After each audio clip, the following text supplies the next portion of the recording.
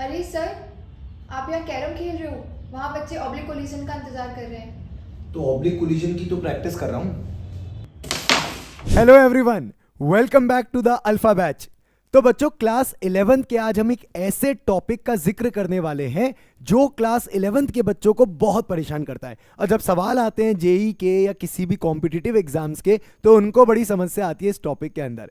अब हमने पिछले वीडियो में 1D कोलिजन या हेड ऑन कोलिजन वाला पार्ट कवर कर लिया है। तो अगर आपने अभी तक वो वीडियो नहीं देखा तो कसम खाइए पहले वो वाला वीडियो जरूर देखेंगे, क्योंकि भैया जो बेसिक्स होते हैं कोलिजन के, जो फंडामेंटल्स होते हैं, वो तो हमने उस वीडियो में कवर कर रखे हैं। तो पहले जाके वो वीडियो देख लीजिएगा, जिससे आपको कोलिजन का सबसे बेसिक लाइन समझ में आ जाए कि किसको कहते हैं कोलिजन। और आज के लेक्चर में हम चटकाने वाले हैं, निपटाने वाले हैं कोलिजन के सेकेंड पार्ट को, दैट इज ऑब्लिक कोलिजन।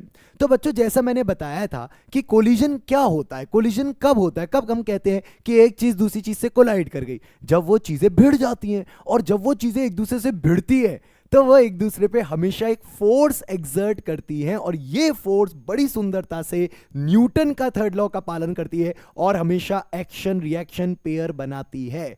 तो चाहे कितनी भी भारी बॉडी हो, चाहे कितनी भी हल्की बॉडी हो, अगर वो एक दूसरे से टकरा रही हैं तो they will exert an equal and opposite amount of force on each other according to the Newton's third law. और ये फोर्स की वजह से ये अपने अपने रास्ते को बदल देती है, अपनी अपनी वेलोसिटी को चेंज कर लेती है, अपने अपने मोमेंटम्स को चेंज कर लेती हैं। तो डरिएगा मत, मैं इस सारी बातें आज के सेशन में आपको बहुत सुंदरता से, बहुत सटीकता से समझाने वाला हूं। तो अगर दो बॉडी भिड़ेंगी तो वो एक दूसरे पे फोर्स लगाएंगी, वो फोर्स एक्शन रिएक्शन पेयर बनाएगा, न्यूटन के थर्ड लॉ का पालन करेगा, और हमेशा वो एक पट्टी पे लगेगा। क्या बोला सर? वो एक पट्टी पे लगेगा। और इसी पट्टी को हमने पिछले सेशन में भी नाम दिया था द लाइन ऑफ इंपैक्ट। भाई साहब, लाइन ऑफ कंट्रोल तो आपने सुना होगा, भारत पाकिस्तान, भारत चाइना के बीच का जो बॉर्डर है वहां पे लाइन ऑफ कंट्रोल होता है, पर यहां पर है लाइन ऑफ इंपैक्ट। ऐसी एक पट्टी जिस पे जब भी एक बॉडी दूसरी बॉडी से टकराती है तो वो उस पट्टी के अलोंग फोर्सेस लगाती है, एंड दिस पट्टी is called, this line is called the line of impact. तो अब जब भी कोलिजन करेंगे, दो बॉडीज एक दूसरे से कोलाइड करी, तो हमेशा एक दूसरे पे दे will exert equal and opposite amount of force. और ये पट्टी पे जो लगेगा, जो फोर्स जिस पट्टी पे लगेगा, उसी को कहा जाएगा लाइन ऑफ इंपैक्ट। अब बच्चों ध्यान से सुनिएगा कि अगर आने वाली वेलोसिटी और जाने वाली वेलोसिटी इसी पट्टी पे रहती है, इफ इनकमिंग वेलोसिटीज और initial velocities before collision and final velocities after collision, outgoing velocities इसी पट्टी पे रहती हैं, तो उसी कोलिजन को हम लोग प्यारा सा हेड ऑन या 1D कोलिजन कहते हैं। सो अगर इनिशियल या फाइनल वेलोसिटीज, मैं या बोल रहा हूं लेकिन एक्चुअल में ये या मतलब है दोनों, so initial and final velocities are on LOI, line of impact, अगर आने वाली और जाने वाली वेलोसिटी दोनों लाइन ऑफ इंपैक्ट पर है, then this type of collision is called the head on collision. इसको हम लोग हेड ऑन या 1D कोलिजन कहते हैं। और बच्चों, एक अच्छी बात क्या होती है हेड ऑन कोलिजन, जब हमने पढ़ा था, हमको प्रॉपर वेक्टर्स की आवश्यकता नहीं पड़ती है, क्योंकि जब भी हम स्ट्रेट लाइन मोशन में बात करते हैं हमारा प्लस माइनस से काम चल जाता है। हमें केवल ये बताना होता है इधर प्लस है, और हमें केवल ये बताना होता है इधर माइनस है, दैट्स इट, खत्म। कोई वेक्टर फैक्टर की जरूरत नहीं पड़ती ज्यादा। लेकिन अभी हम बात करने वाले हैं ऐसे टाइप के कोलिजन की जिसमें आने वाली वेलोसिटी या जाने वाली वेलोसिटी में से एक भी वेलोसिटी अपनी पट्टी से भटकी। क्या बोला? अपनी पट्टी से भटकी। सब पट्टी क्या कर रहे हो? ये पट्टी मतलब लाइन ऑफ इंपैक्ट। अगर आने वाली वेलोसिटी या जाने वाली वेलोसिटी में से एक भी वेलोसिटी अपनी पट्टी से भटकी, तो आप देख सकते हैं कि यहां पर एक बॉडी आ रही है जिसके पास लेट से कुछ वेलोसिटी है, और एक दूसरी बॉडी है जो कि अभी फिलहाल रेस्ट पर है। तो अगर ये बॉडी इस तरीके से आएगी, इस तरीके से कोई वेलोसिटी लेकर के आएगी, तो जब ये इससे टकराएगी तो जो फोर्स लगेंगे वो यहां नॉर्मल कांटेक्ट पे लगेगा, और जो फोर्स कांटेक्ट पे लगेगा नॉर्मल डायरेक्शन में, वो फोर्स की डायरेक्शन इस तरीके की होगी। So this will be the direction of forces. और बेटा, जो फोर्सेस की डायरेक्शन होती है, जिस पट्टी पे फोर्स लगते हैं, उसी को कहते हैं लाइन ऑफ इंपैक्ट। तो यहां पर आप देख सकते हैं कि जो आने वाली वेलोसिटी है वो लाइन ऑफ इंपैक्ट पे नहीं है, वो लाइन ऑफ इंपैक्ट से भटकी हुई है। तो अगर आने वाली वेलोसिटी लाइन ऑफ इंपैक्ट पे नहीं है, और अगर देखें बाद में क्या होगा, तो बाद में हो सकता है ये कहीं इधर जाए, हो सकता है ये कहीं इधर ही जाए, तो ऐसी कंडीशन में इसकी बाद वाली वेलोसिटी तो चलो पट्टी पे आ गई, लेकिन इसकी बाद वाली वेलोसिटी तो पट्टी पे नहीं आई ना। तो मैंने कहा क्या कि अगर एक भी वेलोसिटी, चाहे इनिशियल चाहे फाइनल, चाहे दोनों में से कोई एक भी वेलोसिटी अगर हुई जो अपने रास्ते से भटक गई, अपने लाइन ऑफ इंपैक्ट से भटक गई, तो ऐसे टाइप के कोलिजन्स को ऑब्लिक कोलिजन्स या 2D कोलिजन्स कहते हैं। तो मैंने कैरम बोर्ड से स्टार्ट किया, तो मैंने कैरम बोर्ड इसलिए समझाया था कि भाई साहब कैरम बोर्ड में आपको रानी लेनी हो, कैरम बोर्ड में आपको कोई भी गोटी पॉकेट में भेजनी हो, है ना, है गप्पा करना हो। गप्पा, सर गप्पा क्या होता है बेटा? वो स्ट्राइकर चला जाता है ना, वो इसको गप्पा बोलते हैं। स्ट्राइकर ही भेज दिया आपने गोले के अंदर, पॉकेट करवा दिया स्ट्राइकर को, तो उसको गप्पा बोलते हैं। तो अगर आप कोई भी कोलिजन कराते हैं कैरम बोर्ड के अंदर थोड़े एंगल पे मार मार के, या आपने स्नूकर या बिलियर्ड्स का गेम देखा हो तो वो लोग कैसे एंगल को एडजस्ट कर करके चीजों को पॉकेट में भेजते हैं, बॉल को पॉकेट में डालते हैं। तो ऐसी टाइप की जो चीजें होती हैं, ऐसे टाइप के जो कोलिजन्स होते हैं जिनमें एंगल्स का इस्तेमाल किया जाता है, जिनमें हम लोग ये भी देखते हैं आने वाली वेलोसिटी और जाने वाली वेलोसिटी एक दूसरे की लाइनों से भटकी हुई है, तो ऐसे प्रकार के कोलिजन्स को प्यारा सा ऑब्लिक कोलिजन कहते हैं। तो मैं यहां पे लिख देता हूं, इफ इनिशियल, अब मैं वर्ड यूज करूंगा और, एक आध भी चलेगा ना, इनिशियल और final velocities are not along line of impact. अगर वो लाइन ऑफ इंपैक्ट से भटकी हुई है, then the collision is said to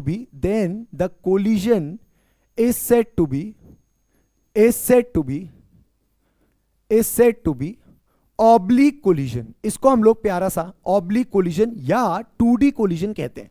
अब ध्यान रखिएगा, आप जब कैरम बोर्ड खेलते हैं तो एक प्लेन पे खेलते, एक सरफेस पे खेलते। जो बिलियर्ड्स का गेम होता है वो एक सरफेस पे हो रहा था, अनलेस एंड अनटिल आप इतनी तेज मार दे कि वो हवा में उचक जाए, है ना, फिर तो वो गेम के बाहर हो चुका है। तो ऐसे में वो 3D हो गया। लेकिन अगर आप एक सरफेस पे चीजों को मेंटेन करके चल रहे हैं, तो इसका मतलब ये एक 2D कोलिजन की कैटेगरी में लाए करने वाला है। तो 1D कोलिजन मतलब हेड ऑन कोलिजन, और 2D कोलिजन मतलब ऑब्लिक कोलिजन्स, या ऐसे प्रकार के कोलिजन जो एक सरफेस पे चलते हैं, we call it the 2D collisions. तो सर ऑब्लिक तो समझ में आ गया कि किसको कहना है ऑब्लिक, पर केवल किसको कहना है ऑब्लिक, सर इससे काम थोड़ा ना चलेगा। हमें तो ये भी पता होना चाहिए कि ऑब्लिक कोलिजन में क्या क्या होता है, कैसे कैसे काम चलता है। अरे रुको रुको, थांबा, थोड़ा सा समय दो, थोड़ा सा पेशेंस रखो। फिजिक्स को पढ़ने के लिए थोड़े पेशेंस की आवश्यकता होती है ना। अब मेरी बात बहुत ध्यान से सुनेगा, आपको कोलिजन को कैटेगराइज करना आ गया है ऑन द बेसिस ऑफ कि आ कैसे रहे हैं और जा कैसे रहे हैं, आने वाली वेलोसिटी कैसी है और जाने वाली वेलोसिटी कैसी है। उसको देख के आप ये कैटेगराइज तो कर सकते हो कि वो हेड ऑन है या ऑब्लिक है। और ऐसी इसी तरीके से on the basis of energies, yes, on the basis of energies आप कोलिजन को एक और कैटेगरी में डिवाइड कर सकते हो। दैट इज कि वो परफेक्टली इलास्टिक है, परफेक्टली इन इलास्टिक या प्लास्टिक है, या प्यारा सा इन इलास्टिक है। तो आपको ये तीनों वर्ड्स बहुत अच्छे से समझ में आने चाहिए। अगर मान लीजिए ऐसा हो रहा है कि जितनी एनर्जी से हम आ रहे हैं उतनी एनर्जी से हम जा रहे हैं, सो अगर हमारे टोटल में एनर्जी, भैया हमारी एनर्जी का कोई नुकसान नहीं हो रहा, जितनी एनर्जी लेके आए थे कोलिजन के बाद उतनी एनर्जी लेके जा रहे हैं। दूसरे नंबर पे जितनी स्पीड ऑफ अप्रोच थी उतनी स्पीड ऑफ सेपरेशन है। जितने से अप्रोच कर रहे थे, द स्पीड ऑफ अप्रोच या the velocity of approach is equal to the velocity of separation. मैं कैसे बोलता हूं बच्चों को कि भैया जितने से आ रहे थे उतने से जाना है। सो स्पीड ऑफ सेपरेशन, जितने से आओगे उतने से सेपरेट भी करना है, या जितनी एनर्जी लेके आ रहे हो उतनी एनर्जी लेके जाओगे, कोई लॉस इन एनर्जी नहीं होगा। ऐसे प्रकार के कोलिजन्स को बच्चों हम लोग नाम देते हैं perfectly elastic collision, perfectly elastic collisions, right. तो आपने अगर मेरा पिछला लेक्चर देखा है जिसमें मैंने हेड ऑन कोलिजन पढ़ा रखा है, तो उसके अंदर तो मैंने बहुत बढ़िया एक एक्सपेरिमेंट से भी समझाया था कि किसको कहते हैं परफेक्टली इलास्टिक कोलिजन, ठीक है। इसमें जो ई की वैल्यू होती है जिसको हम रेस्टिट्यूशन कहते हैं, वो रेस्टिट्यूशन की वैल्यू यहाँ पे 1 हो जाती है। तो 1 का मतलब होता है कि आप जितनी स्पीड से सेपरेट कर रहे हो, जितनी स्पीड से आप अप्रोच कर रहे थे, वो दोनों सेम हो गई। इससे हमारे ई की वैल्यू 1 हो जाती है। ओके सर, क्लियर है। अब अगर बात करते हैं दूसरे टाइप की कोलिजन की, जिसमें चीजें गिरती हैं लेकिन अलग नहीं हो पाती, टकराती हैं लेकिन चिपक जाती हैं, आप चिपक भी बोल सकते हैं, आप बोल सकते हैं एक दूसरे के ऊपर स्लिप करती है या एक दूसरे से सेपरेट नहीं हो पाती। तो अगर हमारा वेलोसिटी ऑफ सेपरेशन जीरो होता है और हमारा एनर्जी का जो नुकसान है वो मैक्सिमम होने लगता है, ये दो की पॉइंट से ध्यान रखेंगे। तो ऐसे टाइप के कोलिजन को, आपने एक बॉल लिया मिट्टी पे छोड़ दिया, बॉल लिया मिट्टी पे मार दिया, तो ऐसे में वो अलग नहीं हो पाती। ऐसे में हो सकता है आप क्रिकेट की बॉल लें और उसको एक बार जाएं दौड़े और कस के किस पे फेंक के मारे, एक ग्राउंड पे फेंक के मारे जो ग्राउंड एकदम कीचड़ जैसा हो, है कीचड़ समझते हो, पानी और वो अपनी मिट्टी मिल जाए तो उसको कीचड़ कहते हैं ना। तो अगर आपने ऐसे बॉल ली, ऐसे फेंक के मारी और कीचड़ पे गिरा दी, तो ऐसे में क्या होगा, बॉल रिबाउंड नहीं करेगी, बॉल ऐसे सर करके स्लिप होती हुई चली आएगी। तो इसका मतलब ये भी बोलना गलत होता है कि चिपक गई, पर आप ये बोल सकते हो कि सेपरेट नहीं हो पाई। तो ऐसे में जो वेलोसिटी ऑफ सेपरेशन है वो जीरो हो जाता है, एनर्जी लॉस मैक्सिमम हो जाता है, and this type of collision is called perfectly inelastic या प्लास्टिक कोलिजन। ठीक है भाई, कोई दिक्कत? No sir. तो सर क्या हर कोलिजन या तो परफेक्टली इलास्टिक होगा या परफेक्टली इनइलास्टिक होगा? सर इनके बीच में कोई कैटेगरी नहीं आती क्या? बेटा ये तो इमेजिनरी कैटेगरीज हैं, ऐसा कभी नहीं हो सकता कि आपकी बॉडी बिल्कुल ही सेपरेट ना करे, और ऐसा कभी नहीं हो सकता कि आपकी बॉडी 100% सेपरेशन दिखाए। इसका मतलब अधिकतर केस में, जनरल केस में प्रैक्टिकलिटी को अगर इंक्लूड कर ले तो हमारे जितने भी कोलिजन होते हैं वो इनके बीच में लाए करते हैं, और उनको हम कहते हैं इन इलास्टिक। ना उनमें परफेक्टली इलास्टिक कहते हैं ना परफेक्टली इन इलास्टिक, हम उनको सिंपल नाम देते हैं इन इलास्टिक। तो अगर पेपर में लिखा है इलास्टिकली या परफेक्टली इलास्टिकली तो आपको ये वाला केस सोचना है। अगर पेपर में लिखा है परफेक्टली प्लास्टिकली या परफेक्टली इन इलास्टिकली तो आपको ये केस सोचना है। और अगर पेपर में केवल इन इलास्टिक लिखा है तो मतलब इनका जनरल केस की बात हो रही है, ना ये केस है ना वो केस है, वो एक जनरल केस की बात कर रहे हैं। बच्चों इसमें ई की वैल्यू जीरो हो जाती है क्योंकि आप सेपरेट नहीं कर पाए। तो क्या आप मुझे सोच के बता सकते हैं कि इन इलास्टिक के केस में क्या होता होगा? इन इलास्टिक के केस में ई की वैल्यू 0 से 1 के बीच में कुछ भी हो सकती है, जिसको हम कहते हैं कोफिशिएंट ऑफ रेस्टिट्यूशन। डन, बहुत सुंदर, बहुत मजेदार। सर यहां तक की कहानी तो समझ में आ गई कि आपने कोलिजन को पहले दो भाग में विभाजित किया कि आने वाली वेलोसिटी कैसी है और जाने वाली वेलोसिटी कैसी है, उससे हमें हेड ऑन समझ में आ गया, ऑब्लिक समझ में आ गया, और थोड़ा एनर्जी को देख के और थोड़ा सेपरेशन और अप्रोच को देख के हमें यह भी समझ में आ गया कि कोलिजन को इन पार्ट्स में भी डिवाइड किया जा सकता है। परंतु सर कोई भी कोलिजन हम पढ़ेंगे, चलो ई हम समझ गए कि वो रेस्टिट्यूशन होता है, वो ये बताता है कि कितने से आए और कितने से गए, लेकिन सर मैंने ये सब पाया है कि जेई के पेपर के क्वेश्चन जब मैं सॉल्व करता हूं ना तो मुझे ई की इतनी आवश्यकता पड़ती नहीं है। हाँ बातों की आवश्यकता पड़ती है पर ई की इतनी आवश्यकता पड़ती नहीं है। सर पता है ज्यादा आवश्यकता किसकी पड़ती है? ज्यादा आवश्यकता पड़ती है एक इंपॉर्टेंट कॉन्सेप्ट की जो तुमसे कभी मिस नहीं होना चाहिए। बच्चों जितने भी कोलिजन्स होते हैं, जितने भी ब्लास्टिंग्स होती है, ये सारे के सारी चीजें जो फोर्स लगाते हैं या एक दूसरे पे फोर्स एक्सर्ट करते हैं, ये हमेशा इंटरनली एक दूसरे पे फोर्स लगाते हैं। तो जो झगड़ा हो रहा है, जो लड़ाई झगड़ा चल रहा है, जो मुक्केबाजी चल रही है, जो लात घूसे चल रहे हैं, वो सारे के सारे इंटरनल इन नेचर हैं। तो जब भी एक बॉडी दूसरी बॉडी पे टकराएगी so they will exert an internal force on each other. तो हमारी जो फोर्स है वो इंटरनल है, जो लड़ाई है वो इंटरनल है, किसी ने बाहर से आके ताकत नहीं लगाई। और जब मैटर इंटरनल होता है तो इंटरनल ही सुलट जाता है, ऐसा गुड्डू भैया ने कहा था, और हम गुड्डू भैया की बात का पालन करेंगे। और मैटर इंटरनल है तो इंटरनल ही सुलटा देंगे, एक्सटर्नल फोर्स यहां पे नहीं आएंगी। So there will be no external force. अब इसका फायदा क्या होता है कि अगर कोई एक्सटर्नल फोर्स नहीं आती है तो न्यूटन का सेकंड लॉ कहता है कि फोर्स तो rate of change of momentum के बराबर होना चाहिए था, और तुम चिल्ला चिल्ला के कह रहे हो फोर्स एक्सटर्नल नहीं है, सिस्टम पे बाहर से फोर्स नहीं लगा। तो अगर सिस्टम पे बाहर से फोर्स नहीं लगा तो सिस्टम का मोमेंटम का रेट ऑफ चेंज भी जीरो आना चाहिए, और अगर सिस्टम का rate of change of momentum zero आना चाहिए, अगर टाइम को फेंक के मारू तो जीरो हो जाएगा, तो इसका मतलब सिस्टम का मोमेंटम चेंज भी जीरो आना चाहिए। ध्यान रखिएगा मोमेंटम एक वेक्टर क्वांटिटी है, तो आपको वेक्टर में चेंज को जीरो कह देना है। आप ऐसा भी कह सकते हैं कि जो इनिशियल मोमेंटम होगा सिस्टम का वो final momentum of the system से मैच करेगा। हमेशा ध्यान रखेंगे, यहां पे सिस्टम सिस्टम चिल्लाते रहेंगे। क्यों सर सिस्टम सिस्टम क्यों कह रहे हो? बेटा इसलिए कह रहे हैं क्योंकि एक बॉडी पे तो फोर्स लग रही है ना, दूसरी बॉडी पे भी फोर्स लग रही है, लेकिन दोनों को मिला लें तो इंटरनल फोर्स जीरो, मतलब तो एक्सटर्नल फोर्स जीरो हो रही है, ओनली इंटरनल फोर्स लग रही है। तो कभी भी आप एक बॉडी के लिए मोमेंटम कंजर्व नहीं करेंगे, हमेशा दोनों को मिला के सिस्टम को बना के हमेशा मोमेंटम कंजर्व करेंगे, क्योंकि जो इंटरनल फोर्स है वो दोनों को मिला के लग रही है, राइट। अब ऐसा नहीं बोल सकते कि किसी एक पे फोर्स नहीं लगी, एक पे तो लग रही है। तो किसी ने किसी को मारा, ऐसे का ढचाक मारा, तो किसी ने किसी को ढचाक सी ने मारा, तो इसने तो उसको मारा तो उसका मोमेंटम चेंज हुआ, और इसके हाथ पे भी लगी तो इसका भी मोमेंटम चेंज हुआ। तो इसका मतलब इसका अकेले का मोमेंटम कंजर्व, नो, उसका अकेले का मोमेंटम कंजर्व, नो, फोर्स लगी है अलग अलग। परंतु अगर सिस्टम ले लें, बाहर की सारी फोर्स हटा दें, फ्रिक्शनलेस सरफेस कर दें, स्पेस में चले जाएं, ग्रेविटी हटा दें, तो केवल इंटरनल फोर्स लगी है, एक्सटर्नल फोर्स नहीं लगी है, और ऐसे में आपका लीनियर मोमेंटम कंजर्व रहता है। So this is called conservation of linear momentum. और एक बात ध्यान रखिएगा कि एक वेक्टर क्वांटिटी है। सर अब बार बार ये क्यों हमको एहसास दिला रहे हो कि ये वेक्टर क्वांटिटी है, वेक्टर क्वांटिटी है? क्योंकि छोटू लोग, आपको बुलबुल पांडे इस बात का बहुत अच्छे से ध्यान रखना पड़ेगा कि आप वेक्टर्स का इस्तेमाल करें। अगर आपने 2D कोलिजन के अंदर वेक्टर्स का इस्तेमाल नहीं किया तो फिर 2D कोलिजन आपके ऊपर से बह जाएगा, आपके ऊपर से निकल जाएगा, साए साए आवाजें आएंगी और ऑब्लिक कोलिजन खत्म हो जाएगा।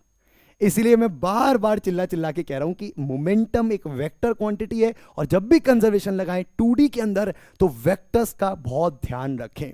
तो इसका मतलब अगर मुझको 2D कोलिजन पढ़ना है तो भैया आराम से थोड़ा वेक्टर पे ध्यान देना है, और वेक्टर पे ध्यान देने के लिए मैं आपको बहुत प्यारी तरीके से बताता हूं कि हमें मोमेंटम कंजर्वेशन कैसे लगाना है। तो मैं आपको दो तरीके बताऊंगा, दोनों में से जिसको जो पसंद है वो कर सकता है, ठीक है।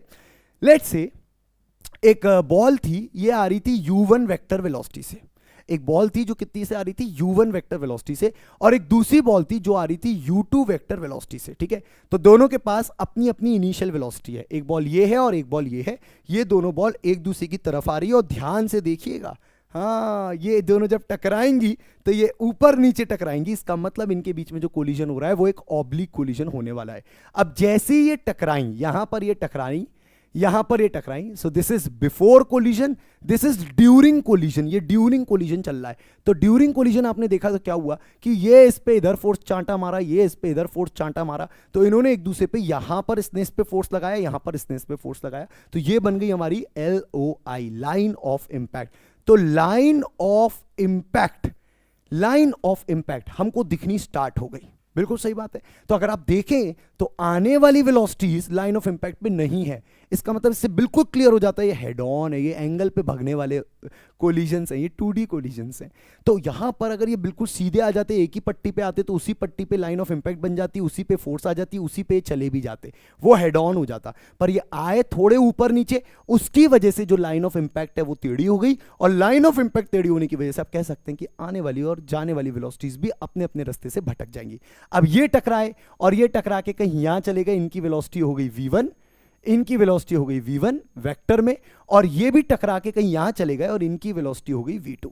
तो मैंने आपको पूरी फीलिंग दे दी कि कैसे एक डायग्राम बनाया गया है जिसमें दो बॉडीज आके टकराई हैं और टकरा के अपने अपने रास्ते से भटक गई हैं। तो अगर मैं किसी भी एक का रास्ता बनाऊं, चलो एक का रास्ता, इसका रास्ता बनाता हूं नीले रंग से, तो ये ऐसे आई और फिर ऐसे चली गई, भटक गई, तो ये अपने रास्ते से इस तरीके से भटकती हुई गई है। और अगर इसकी बात करूं पीली वाली की, तो पीली वाली को पीले रंग से दिखा देते, तो ये ऐसे आई और ये ऐसे भटक गई, ये अपने रास्ते से ऐसे भटक गई, राइट। तो फीलिंग आ रही होगी अब आपको प्रॉपर 2D कोलिजन्स की।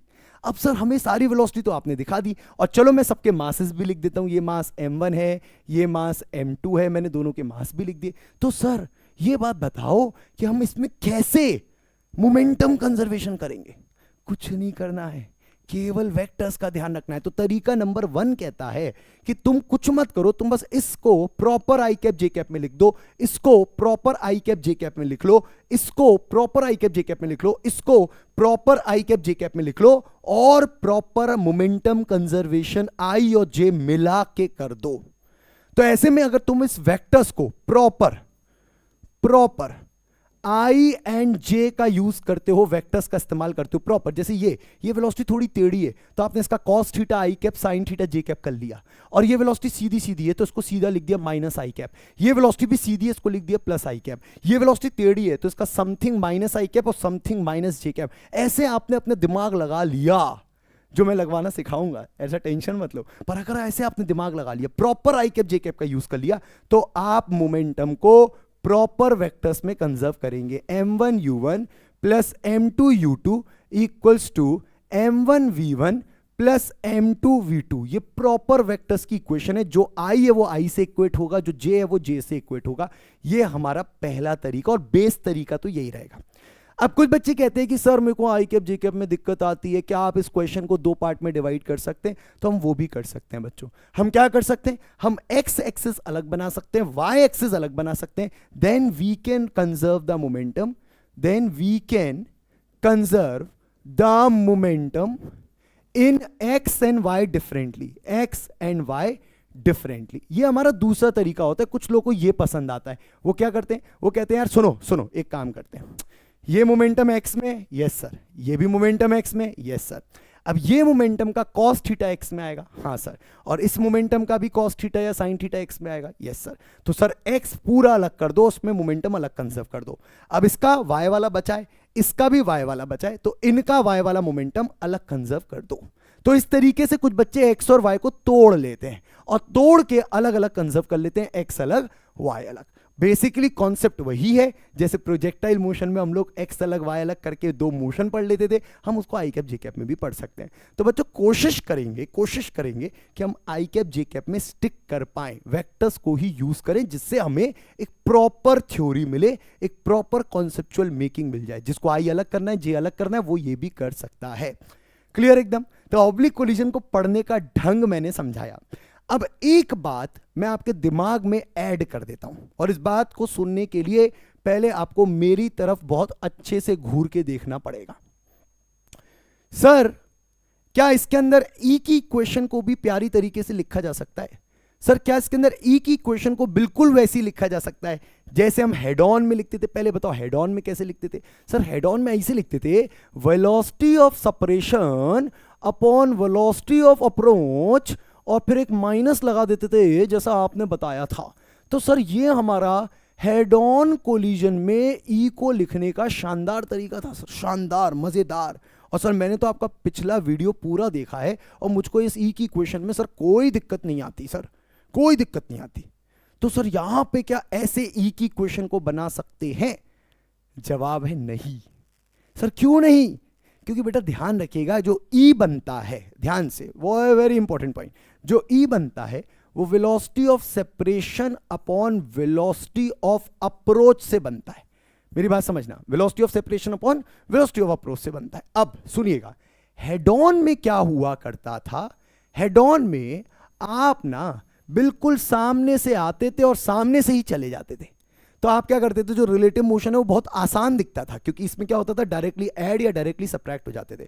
तो आप सामने से ही आते थे और सामने से ही चले जाते थे। तो ऐसे में हेड ऑन में ये देखना कि वो कितने से पास आ रहा है और कितने से टकराने के बाद दूर जा रहा है, बहुत आसान था, वेरी इजी।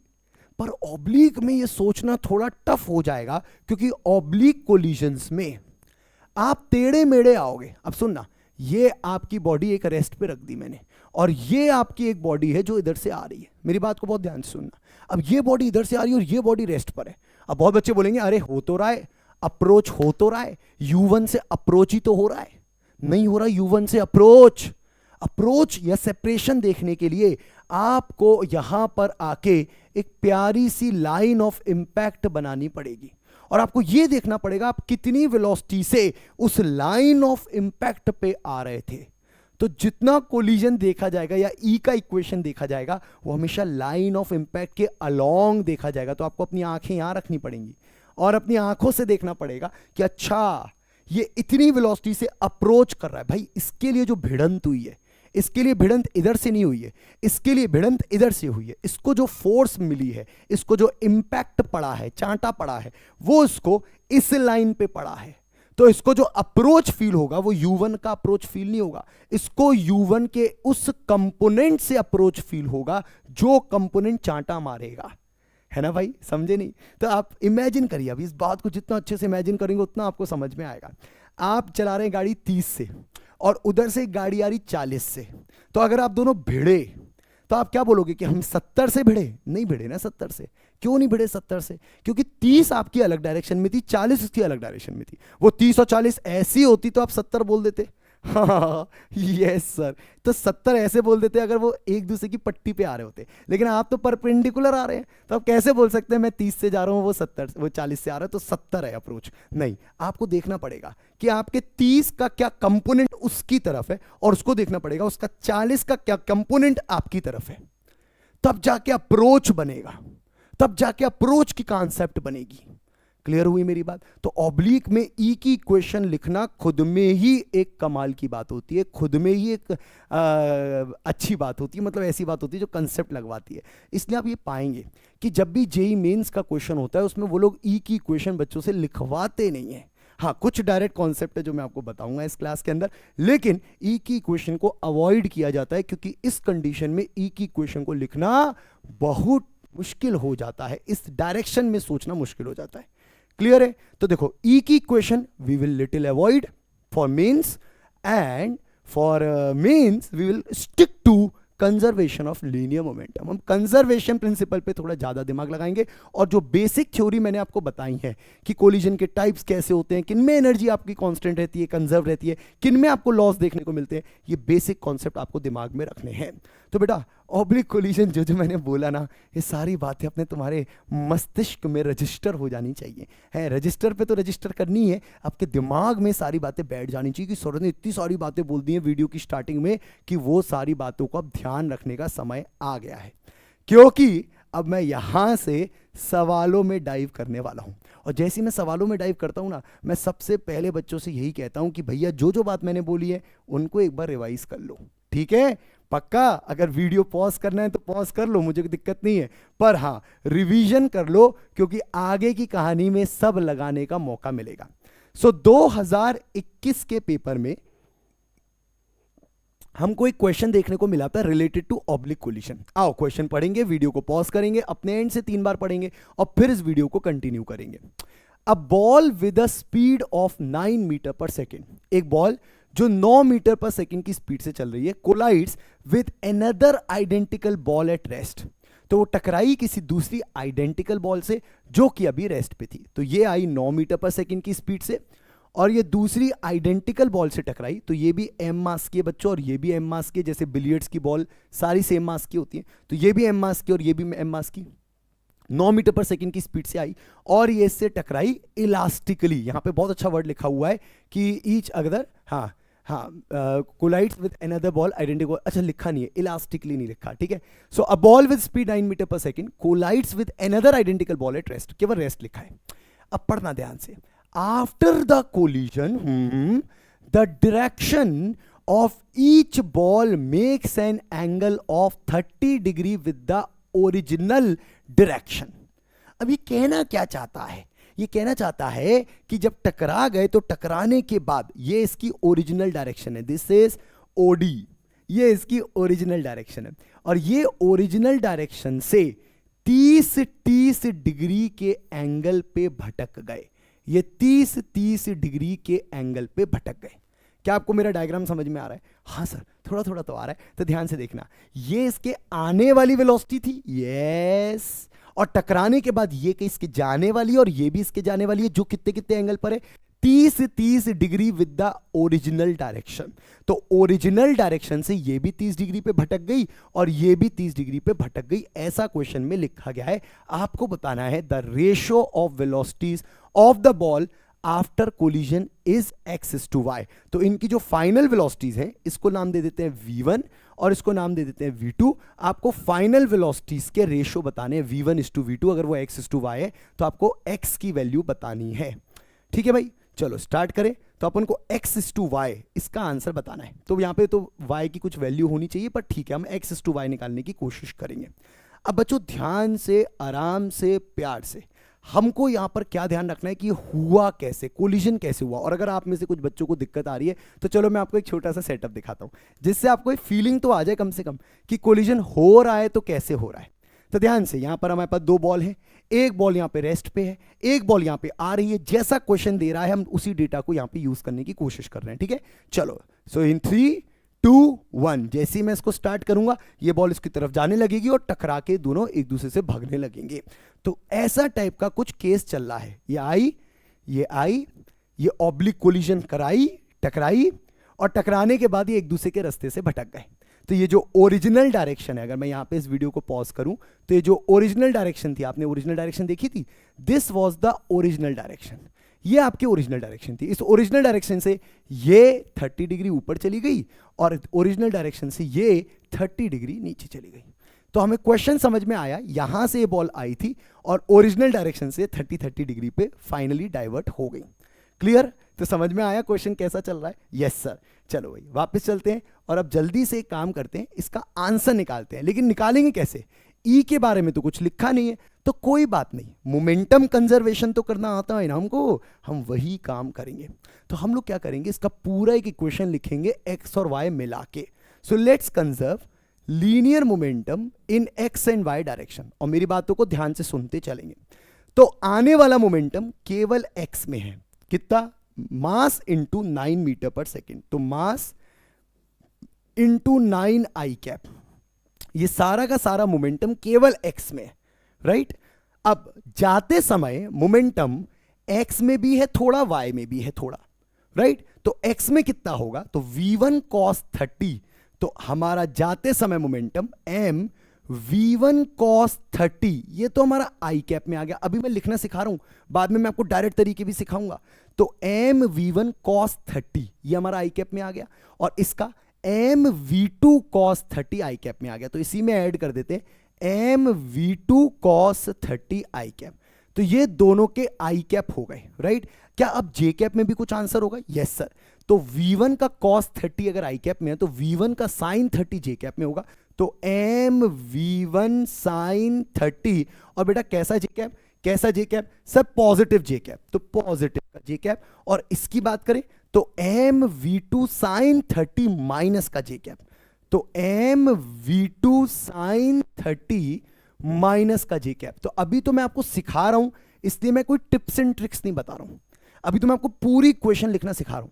इस तरीके से मोमेंटम लिखना होता है। तो आने वाला मोमेंटम केवल mu आई कैप या m इंटू 9 आई कैप, और जाने वाला momentum m v cos theta i cap, m v cos theta i cap, m v sin theta j cap, m v sin theta minus j cap. Clear हुआ? अब sir हमको क्या करना है? हमको तो v1 और v2 का रेशो बताना है सर। हमें तो बस केवल ये बताना है what is x is to y, हमें x इज टू वाई बताना है। So x is to y का रेशियो बताना है। तो सर क्या करें जिससे जल्द से जल्द आंसर आए? हमें क्या पूरा v1 v2 निकालना है? नहीं सर, v1 v2 थोड़ा निकालना। तो अगर v1 v2 नहीं निकालना है, अगर v1 v2 कैलकुलेट नहीं करना है, तो अपन क्या काम कर सकते हैं? ध्यान से सुनिएगा। अब मैं आपको कैलकुलेट भी करके दिखाऊंगा। क्वेश्चन को हम थोड़ा एक्सटेंड करेंगे जिससे हम उससे सीख पाए। अब यहां पे कोई टर्म जे कैप का तो नहीं है ना, इसका मतलब ये पूरा टर्म जीरो होना चाहिए। हाँ, तो ये पूरा टर्म जीरो होना चाहिए। इसके लिए क्या करेंगे? m मास सब जगह सेम था, तो m v1 sin 30, sin 30 को लिखा मैंने 1/2, ठीक है। ये हमारा जे कैप में, और माइनस में कौन है? m v2 sin 30 दोबारा हाफ, और ये हमारा जे कैप में है। ये माइनस था, ये माइनस यहां लगा दिया। इक्वल्स टू जीरो होना चाहिए क्योंकि इनिशियल मोमेंटम जे में नहीं था। तो जो बच्चा वहां जाके डायरेक्ट सोच सकता है वो ये भी सोच सकता है कि जब मुझे पता है कि सारा मोमेंटम शुरू में एक्स में था तो वाई का मोमेंटम वैसे ही कट के जीरो होना चाहिए। तो ये डायरेक्ट सोचा जा सकता था कि जितना मोमेंटम इसका ऊपर होगा फाइनल में, उतना इसका मोमेंटम नीचे होगा फाइनल में, तभी तो कट के जीरो होगा वाई में, क्योंकि वाई में शुरू में मोमेंटम नहीं था। तो ये अब डायरेक्ट सोच भी डेवलप करना स्टार्ट करिए। अभी तो मैं प्रॉपर वेक्टर्स दिखा रहा था, पर अगर आपको लगता है नहीं सर ये तो मैं डायरेक्ट सोच सकता था कि सर देखो सारा मोमेंटम पहले एक्स ही एक्स में था, तो बाद में अगर ये कह रहा है मैं इधर जा रहा हूं तो ये इधर जाएगा, तो ऐसे में वाई का मोमेंटम अगर बाद में ऐड करें तो जीरो आना चाहिए।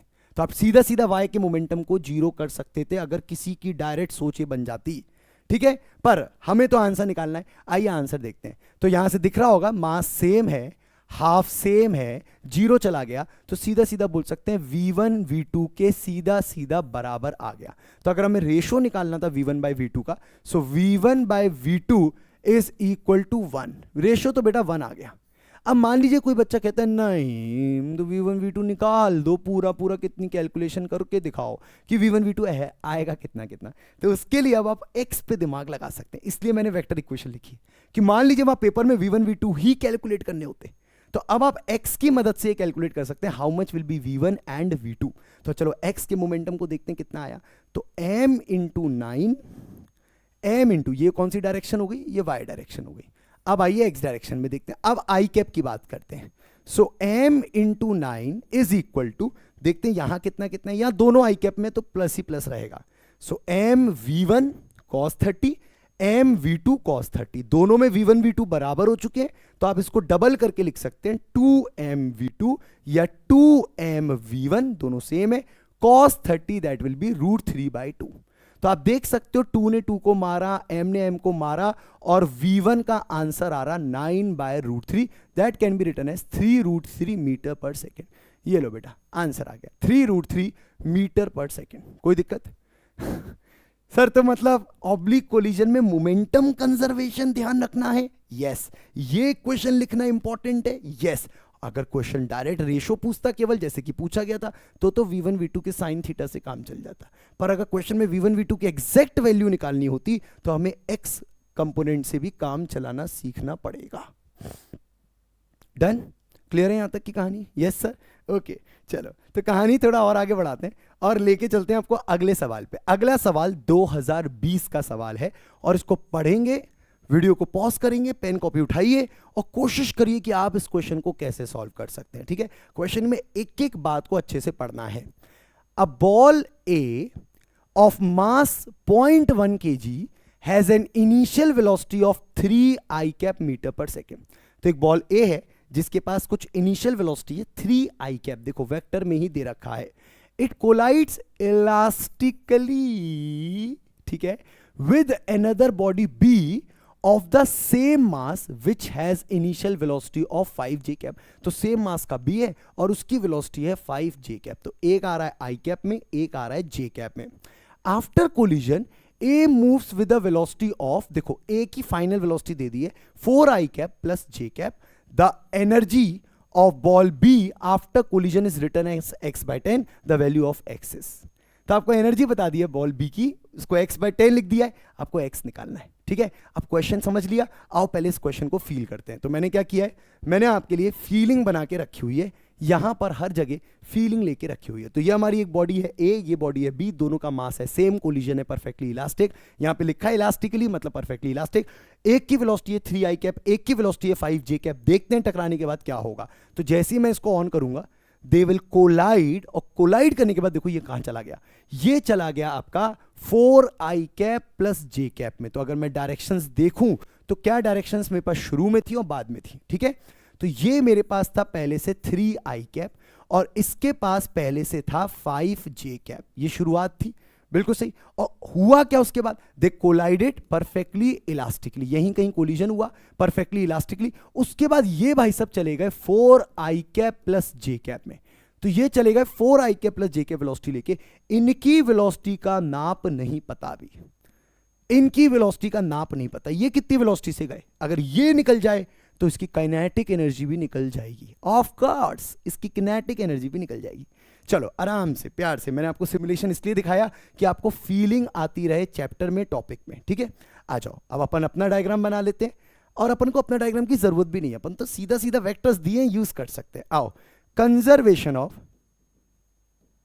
लीनियर मोमेंटम, आओ कंजर्वेशन ऑफ लीनियर मोमेंटम लगाते हैं। ठीक है, चलो तो सबसे पहले स्टार्ट करते हैं कि इसके पास कितना मोमेंटम था। तो मास है 0.1, ठीक है, अपन इसको एनर्जी में यूज कर लेंगे मास को फाइनली। ठीक है, मास अभी m लिख लेते हैं, m into 3 i cap. Okay sir, ये इसका मोमेंटम हो गया। और इन भैया का भी मास m है, आइडेंटिकल मास, और इनिशियल वेलोसिटी 5, तो m इंटू 5 j कैप, बहुत सुंदर, इज इक्वल टू, अब फाइनल क्या हुआ, फाइनल इनकी वेलोसिटी हो गई m into 4 i cap plus j cap. Okay सही बात है, 4i cap plus j cap, और इनकी वेलोसिटी m v2, ये v2 निकालना है सर वेक्टर में निकाल दो सर, पूरा आई कैप जे कैप सब लगा देना, वेक्टर में लगा दो सर। तो देखो मैंने वेक्टर में लिख के छोड़ दिया, मुझे नहीं पता है कहाँ जाएगा किधर जाएगा, इसलिए मेरे को आई कैप जे कैप नहीं पता है, इसलिए मैंने v2 को पूरा वेक्टर में लिख के छोड़ दिया, पूरा आंसर वेक्टर में आएगा।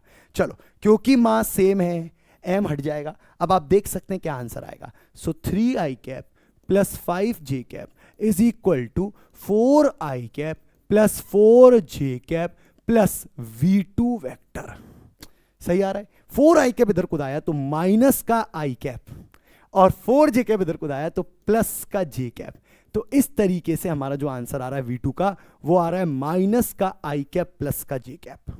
कोई भी दिक्कत नहीं आई कहीं से कहीं तक, मेरे को तो डायग्राम भी बनाने नहीं पड़ा, केवल समझाने के लिए आपको वो दिखाया, डायग्राम बनाने की भी आवश्यकता नहीं पड़ी। तो माइनस आई कैप प्लस जे कैप, ये हमारा v2 वेक्टर होगा, b की फाइनल वेलोसिटी होगी। अब एक बार b की वेलोसिटी पता चल गई ना छोटू, तो उसकी किनेटिक एनर्जी निकालने के लिए हाफ मास इनटू वेलोसिटी के मॉड का स्क्वायर। अब इसका मॉड कितना है, under root of a square plus b square, that is under root of √2।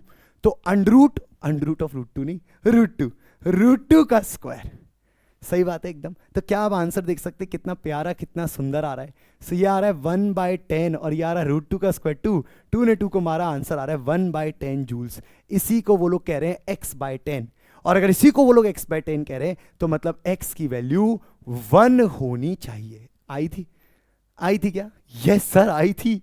तो इसका मतलब आपको एक क्लैरिटी मिल रही है, थॉट क्लैरिटी मिल रही है कि भैया ऑब्लिक कोलिजन का क्वेश्चन आए, उन्होंने वेक्टर में दे रखा है तो आपको मेहनत उन्होंने ऑलरेडी करके दे रखी है, आप तो बस सीधा वेक्टर में v2 को कैलकुलेट कर सकते हैं। अब बच्चों ये कोलिजन क्योंकि परफेक्टली इलास्टिक है, तो क्या हम इसके अंदर काइनेटिक एनर्जी को सीधा सीधा कंजर्व करके आंसर निकाल सकते थे कि भाई देखो काइनेटिक एनर्जी तो कंजर्व रहेगी ना, तो जितना बिफोर कोलिजन की एनर्जीज होंगी उतना बाद में भी रहेंगी, मतलब आफ्टर कोलिजन्स की भी एनर्जीज रहेंगी। सोचने में तो सही लग रहा है, और ट्राई करके देखते हैं। तो एक बार काम करते हैं, इसको एक और मेथड से करते हैं जिसका नाम रख देते हैं मेथड 2। और मेथड 2 में क्या करते हैं, उन्होंने एक वर्ड यूज किया था ना इलास्टिकली, देखते हैं शायद उससे कुछ हिंट मिल जाए। तो हम एक काम करते हैं, शुरू की एनर्जी देखते हैं कितनी कितनी थी। तो हाफ मास है 0.1, तो हाफ मास है 0.1, हम ए की एनर्जी लिख रहे हैं और शुरू की स्पीड लिखनी है। अब वेक्टर की जरूरत नहीं पड़ेगी, केवल स्पीड देखिएगा। तो 3 का स्क्वायर हो गया 9। ये हमारी शुरू की एनर्जी किसके पास थी, ए के पास। अब शुरू की एनर्जी बी के पास देखते हैं कितनी थी, तो हाफ 0.1 और फिर 25, ये कैसे आया 5 के स्क्वायर से। तो शुरू की एनर्जी हो गई ए और बी की, बाद में भी वही एनर्जी आनी चाहिए क्योंकि भाई लिख रहे हो तुम लोग इलास्टिकली, तो इलास्टिकली में तो बाद की एनर्जी भी सेम आनी चाहिए। तो हाफ ए की बाद की एनर्जी है 0.1 इनटू, मैंने सुना 4 आई कैप प्लस जे कैप का स्क्वायर करना पड़ेगा, तो आई कैप प्लस जे कैप हो गया √2 और 4√2 का स्क्वायर। अगर मेरी बात नहीं समझ में आ रही तो ध्यान से देखिएगा, हमें ये वाली जो वेलोसिटी दी है 4 आई कैप प्लस जे कैप, इसका मॉड निकालना है। मॉड कितना हो गया इसका 4√2 का स्क्वायर करेंगे तो 4 का स्क्वायर 16 और √2 का स्क्वायर 2, तो दैट विल बी 32, राइट। और ये आएगा kinetic energy of B, right. अब क्या बी की काइनेटिक एनर्जी सीधी सीधी आ जाएगी, चलो देखते हैं भाई, आंसर आया तो आएगा। तो हाफ 0.1, जरा देखते हैं 9 और 25 अगर जुड़ते हैं तो कितना बनाते हैं, तो 9 और 25 तो मैंने सुना है कि ये 34 बनाते हैं, 34, ओके। माइनस हाफ, ये बनेगा 0.1 और ये बनेगा 32, और ये तो आंसर यहां से भी चमक रहा है। तो हाफ 0.1 34 माइनस 32 2, ये तो काइनेटिक एनर्जी ऑफ बी निकली आई। अरे सर मतलब एक सवाल 2 तरीके से हो रहा है, क्यों नहीं होगा छोटू, अगर तुम सही पढ़ाई करोगे सही तरीके से काम करोगे तो क्यों नहीं होगा। तो आपने किनेटिक एनर्जी को भी इक्वेट करके आंसर निकाल लिया और आपने वेक्टर से तो आंसर निकाल ही लिया। देख रहे हो आप, देख रहे हो विनोद, एक एक क्वेश्चन 2 तरीके से निकाले जा रहे हैं ना, एक क्वेश्चन को 2 तरीके से किया जा रहा है। तो देखो कॉन्सेप्ट क्लैरिटी रहेगी तो इस तरीके के क्वेश्चंस में दिक्कत नहीं आएगी। जो पहला क्वेश्चन था उसमें हमने सिंपल मोमेंटम कंजर्व किया, बाद में सीखा कि केवल y से काम चल सकता था। दूसरा में भी हमने पहले मोमेंटम कंजर्व किया और बाद में देखा कि सीधी काइनेटिक एनर्जी को भी इक्वेट किया जा सकता था। इसलिए बच्चे कहते हैं कि सर हमें समझ में नहीं आता कि हम किस क्वेश्चन में क्या लगाएं। ये बहुत कॉमन डाउट है बच्चों का, ऐसा मतलब इतने साल से पढ़ा रहा हूं मैं और इतने साल में कम से कम नहीं तो 10,000 बच्चों में से पूछ चुके होंगे, सर कैसे कैसे, how do you know this to apply not to apply, sir ये कैसे पता चलता है? बेस लाइन एक ही है, हर एक में मोमेंटम कंजर्वेशन तो लगा ही रहा हूं, उसके बाद मैं कुछ वर्ड्स को यूज कर रहा हूं, उसके बाद मैं कुछ कॉन्सेप्ट्स को यूज कर रहा हूं, कि जैसे उसमें पता चल गया कि वाई में मोमेंटम आपको पहले ही जीरो था तो बाद में डायरेक्ट लिख के जीरो कर सकते थे, और इसमें भी बाद में मैंने बोला कि जब इलास्टिकली लिखा है तो आप किनेटिक एनर्जी से बात कर सकते थे। तो ये बाद है, ये सेकंड स्टेप है, first step is momentum conservation. उसके बाद अगर क्लिक करता है तो आप बोलोगे अच्छा ठीक है अगली बार से ध्यान रखूंगा। ठीक है भाई, बहुत सुंदर। तो मजा आना स्टार्ट हुआ है भाई। अब ऐसा क्वेश्चन करते हैं जिसमें आपने जितनी भी चीज अभी तक समझी है या पढ़ी है उसको आपको लगाने का भरपूर मौका दिया जाएगा। तो आपको आराम से क्वेश्चन को पढ़ना है, वीडियो को पॉज करना है। 2020 जेई मेंस का सवाल है, आपको आराम से सोचना है कि जो जो बातें मैंने अभी तक आपको बताई हैं, किसी में मैंने आपको एनर्जी कंजर्वेशन लगाना सिखाया, किसी में मैंने आपको केवल वाई डायरेक्शन देखना भी सिखा दिया, वो सारी चीजें आपको सवाल में लगाने का मौका मिलेगा। तो चलिए क्वेश्चन पढ़ लीजिए, क्या क्वेश्चन कह रहा है। A particle of mass m is moving along x axis with initial velocity u I cap। तो हमारा जो पार्टिकल है वो u I cap से जा रहा है। तो यहां पर एक पार्टिकल है जो m मास का है, u I cap से आगे बढ़ रहा है। इट कोलाइड्स, आय हाय, इलास्टिकली काम आएगा, with a particle of mass 10m at rest. तो 10m जो है वो हमारा पहले से रेस्ट पर है, तो ये आ रहा है u के I cap से और ये हमारा पार्टिकल रेस्ट पर है। बहुत सुंदर। And then moves with half of its initial kinetic energy. तो बोला गया जो आया वो अब उसकी आधी काइनेटिक एनर्जी लेके ही जा पा रहा है। सो उसकी आधी काइनेटिक एनर्जी लेके ही जा पा रहा है, हाफ एम यू स्क्वायर का आधा काइनेटिक एनर्जी लेके जा पा रहा है। अब क्वेश्चन कह रहा है if sine theta one equal to root two sine theta two, यहां पे थीटा वन और थीटा टू इनके डाइवर्जेंस एंगल्स हैं, जितने पे ये भगा जितने पे ये भगा इनके डाइवर्जेंस एंगल है, then the value of n is, और आपको एन की वैल्यू बतानी है। ठीक है भाई, चलो एक काम करते हैं, पहले एकदम अपन आपस में बात कर लेते हैं, है ना। क्या होगा कि एकदम से सवाल स्टार्ट कर देंगे, आप बोलोगे सर के दिमाग में कैसे चमका। अरे भाई अपन आपस में बात कर लेते हैं जिससे अपन लोग एक प्लेटफॉर्म पे आ जाए। अब तुम ये बताओ कि तुम्हें साइन थीटा का रेशो निकालना है, तो साइन थीटा कब आएगा? जब तुम x में बात करोगे या जब तुम y में बात करोगे। अगर तुम एक एक वेलोसिटी का कंपोनेंट तोड़ के देखो तो इसका cos यहां आएगा, साइन यहां आएगा, बिल्कुल सही बात है, इसका भी cos यहां आएगा, साइन यहां आएगा। तो जब वो साइन के बारे में बात करना चाहता है तो इसका मतलब वो y डायरेक्शन में बात करना चाहता है। क्लियर हो गया। तो सर क्या इसमें वो कहानी लगा दें, क्योंकि शुरुआत में तो सारा एक्स ही एक्स का मोमेंटम है, तो बाद में वाई डायरेक्शन का मोमेंटम जीरो होगा। सर ऐसी बात लगा सकते हैं क्या? बिल्कुल लगा सकते हैं। तो हम सीधा लिखेंगे कि वाई डायरेक्शन का जो मोमेंटम है वो जीरो होगा। Momentum in y direction, momentum in y direction is zero. ठीक है, तो हमारे पास मोमेंटम वाई डायरेक्शन में नहीं है और वहीं से हम अपनी पहली कहानी बनाएंगे। हम पूरा मोमेंटम क्यों लिखे, हम कॉस क्यों लिखे जब हमें नहीं चाहिए? तो हम वहां पे पेपर में अब ये सटीकता से सीखते जा रहे हैं कि देखो इस बार वाई से डायरेक्ट आंसर मिलेगा। चलो तो एक बार कॉस थीटा, ध्यान से देखना, एक बार कॉस थीटा और एक बार साइन थीटा। तो इसकी वेलोसिटी कितनी हो गई m, और इसकी वेलोसिटी कितनी होगी? तो काइनेटिक एनर्जी आधी दी है, और बेटा अगर काइनेटिक एनर्जी आधी होगी तो वेलोसिटी कितनी होगी? तो काइनेटिक एनर्जी का अंडर रूट बनता है वेलोसिटी से, तो वेलोसिटी अंडर रूट कर दीजिए काइनेटिक एनर्जी का, तो वेलोसिटी के बारे में पता चल जाता है। तो आपकी velocity u by root two होगी, क्योंकि काइनेटिक एनर्जी आधी हुई है तो मतलब वेलोसिटी कितनी हुई होगी? u by root two. तो यहां पे क्या आया होगा? u बाय रूट टू का साइन थीटा वन, बिल्कुल सही बात है। तो u बाय रूट टू का साइन थीटा वन, इसकी जे कैप में वेलोसिटी होगी। So m u by root two sine theta one, ये जे कैप की वेलोसिटी है।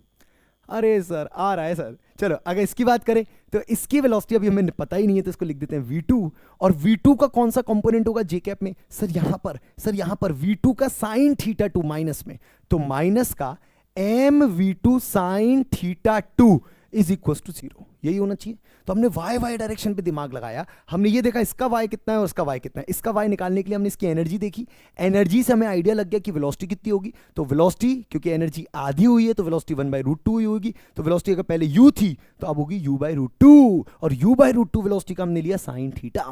क्लियर? चलो यहां से एक इक्वेशन बनती है, देखते क्या इससे आंसर आता है या नहीं आता है। So u/√2 sine theta one is equal to v2 sine theta two. तो सर इससे तो आंसर नहीं आया, कहां आया? नहीं आया। एग्जैक्ट आंसर निकालने के लिए v2 को पुट करना पड़ेगा, वो भी u के टर्म्स में, तब जाके हमारा आंसर बनेगा।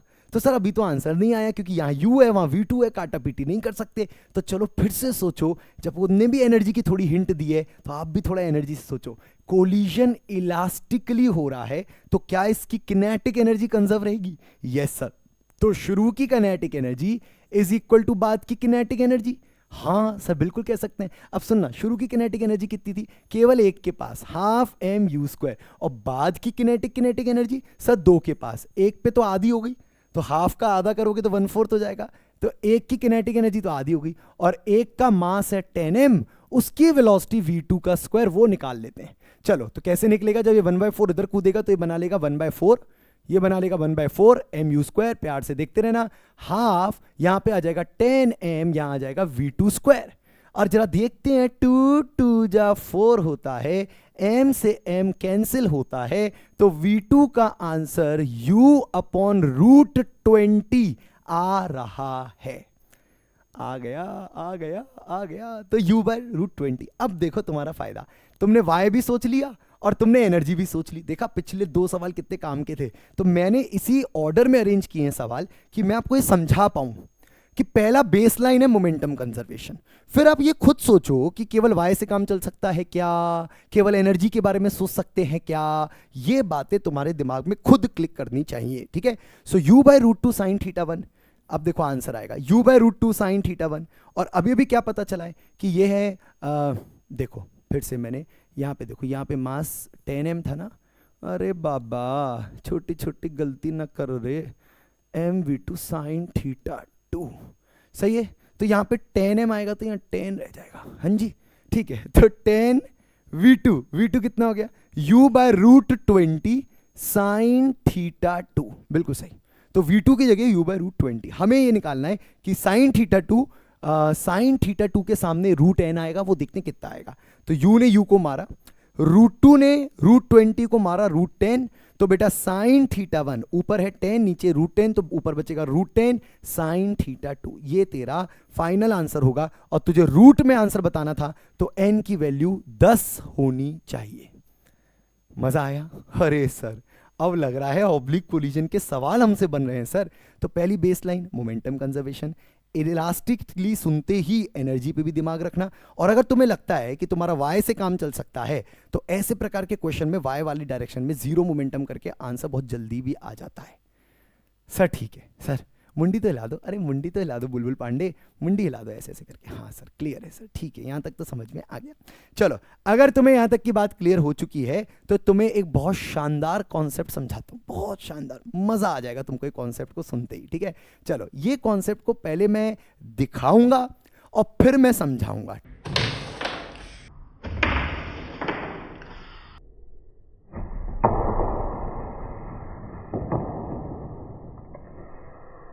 तो यहां पर मेरे पास 2 मासेस हैं और ये 2 मासेस इक्वल हैं, आइडेंटिकल हैं। तो ये भी m मास है और ये भी m मास है, मैंने वैल्यूज ऐसी एडजस्ट करी हुई हैं। ये मास रेस्ट पे रहेगा और ये मास आके धड़ाम सीना से टकराएगा। और जब ये मास एक दूसरे से टकराएंगे, आपको पता है दे विल डाइवर्ज, ये भगेंगे एक दूसरे से। और मैं पहले ही कह देता हूं कि जो कोलिजन का टाइप है वो परफेक्टली इलास्टिक है। तो परफेक्टली इलास्टिक सेम मास, 3 बार बोलता हूं, perfectly elastic same mass, perfectly elastic same mass, perfectly elastic same mass. तो परफेक्टली इलास्टिक है और सेम मास है। चलो एक बार जल्दी से देखते हैं कि हुआ क्या, अगर जैसे ये टकराएंगे तो होगा क्या, ठीक है। तो जैसे ये टकराए, ये आया ये आया ये आया, आंदो आंदो आंदो आंदो आंदो, टकरांदो टकरांदो ठकाक, ओए ये तो जा रहे हैं, रोको। चलो अब देखते हैं ऑब्जर्वेशन क्या बना। तो हम लोग अगर पहले देखें कि आ कैसे रहा था, तो एक तो रेस्ट पे था, ये इधर वाली वेलोसिटी लेके आ रहा था, ऐसी डायरेक्शन में आ रहा था, ठीक है। तो ये हो गई आने वाली वेलोसिटी। अब गए कैसे? तो अगर गए कैसे, मैं एक एक वेक्टर पकड़ लूं, मेरे हाथ में 2 डंडे चाहिए मुझको, ओके है मेरे पास 2 वेक्टर्स हैं मेरे पास, हाय हाय। चल इधर देख, एक वेक्टर ये लेके चला गया, ये इसकी फाइनल वेलोसिटी वेक्टर है और ये इसकी फाइनल वेलोसिटी वेक्टर है। क्योंकि ये सिमुलेशन बिल्कुल सही है तो इसका मतलब अगर मैं इनको पीछे की तरफ खींचूं तो मुझको यहां पर एक प्यारा सा एंगल देखने को मिल रहा है। क्या आप सबको वो एंगल देखने को मिल रहा है? ए मुड़ जाता हूं मैं, मुड़ जाता हूं। क्या आप सबको वो एंगल देखने को मिल रहा है? यस सर, ये एंगल कुछ देखा, अरे देखिला सा लगता है, क्या होता है? ये एंगल 90 डिग्री का एंगल है। इसका मतलब अगर सेम मास की चीजें कभी भी परफेक्टली इलास्टिकली कोलाइड करती है, so they will always diverge at an angle of 90 degree to each other. ये हमेशा एक दूसरे से 90 डिग्री का कोण बना के ही भागते हैं। They always make an angle of 90 degree to each other. अब अगर तेरे को ये मेरी बात समझ में आ गई है तो मैं इस बात को समझाने के लिए अब तुमको तरीका बताता हूं। हाउ इज इट ट्रू, कैसे हुआ ये, ऐसा कैसे हो सकता है फिजिक्स में। हम कोई बात रटने नहीं आए हैं, हमने यहां देख लिया कि हाँ होता है। अब देखते हैं इसके पीछे की फिजिक्स को। अब फिजिक्स को समझने के लिए देखो, आगे बढ़ने के लिए, फिजिक्स को समझने के लिए आपको मेरा एक साथ देना पड़ेगा। क्या साथ देना पड़ेगा? आपको यह याद करना पड़ेगा कि ऑब्लिक कोलिजन छोड़ो, हेड ऑन में क्या हुआ करता था। सो अगर हेड ऑन में एक मास m हुआ करता था और परफेक्टली इलास्टिक था, परफेक्टली इलास्टिक, और दूसरा मास भी m है, ये रेस्ट पर है, और मान लो ये 2 से आ रहा है, तो क्या हुआ करता था? याद है आपको? ये आता था, ये टकराता था, है, ये अपना सारी खुशियां उसको दे देता था और वो अपने सारे गम इसको दे देती थी। ये गम में बैठ जाता था, वो खुशियां लेके चली जाती थी। अरे वाह, क्या तो स्टोरी है। तो it is a love story. तो ये क्या करता था? ये उसके सारे गम ले लेता था और अपनी सारी खुशियां उसको देके फिर कहता था जा जा सिमरन जा, मेरी खुशियां तू ले जा। ठीक है, तो 2 मीटर पर सेकंड। अब आजकल ऐसा होता नहीं है, बाय द वे, सारे लोग स्मार्ट है, तो अपनी वेलोसिटी उसको दे देता था, उसकी वेलोसिटी खुद ले लेता था और उसको जाने देता था। ये होता था परफेक्टली इलास्टिक कोलिजन में। मैं इसको बच्चों को ड्रग डील केस भी कहता था और मैं अपने बच्चों को इसको किडनैपिंग केस भी कहता था। सुनो, कभी देखा है कभी मूवी में किडनैपिंग होती है तो कैसे कैसे बोलते हैं? कह रहे हैं पैसा दे, कह रहे नहीं पहले बच्ची छोड़, कह रहे पैसा दे, तू पैसा लेके भाग जाएगा, कह रहे नहीं मैं बच्ची दूंगा, तू पैसा लेके तू भाग जाएगा। कहता चल एक काम करते हैं, एक हाथ से पैसा ले, एक हाथ से बच्ची को छोड़ दे। तो ऐसा टाइप का कुछ फिल्मी सिनेरियो बनता था, वैसी सिनेरियो यहाँ बनता है। यहाँ पे भी वो एक अपनी वेलोसिटी उसको दे देता है, उसकी वेलोसिटी खुद ले लेता है। तो आप अपनी खुशियां दूसरों को दे देते हैं और उनके गम आपके पास आ जाते हैं। इस तरीके से आपका वेलोसिटी का एक्सचेंज हुआ करता था। लेकिन condition applied, same mass, perfectly elastic.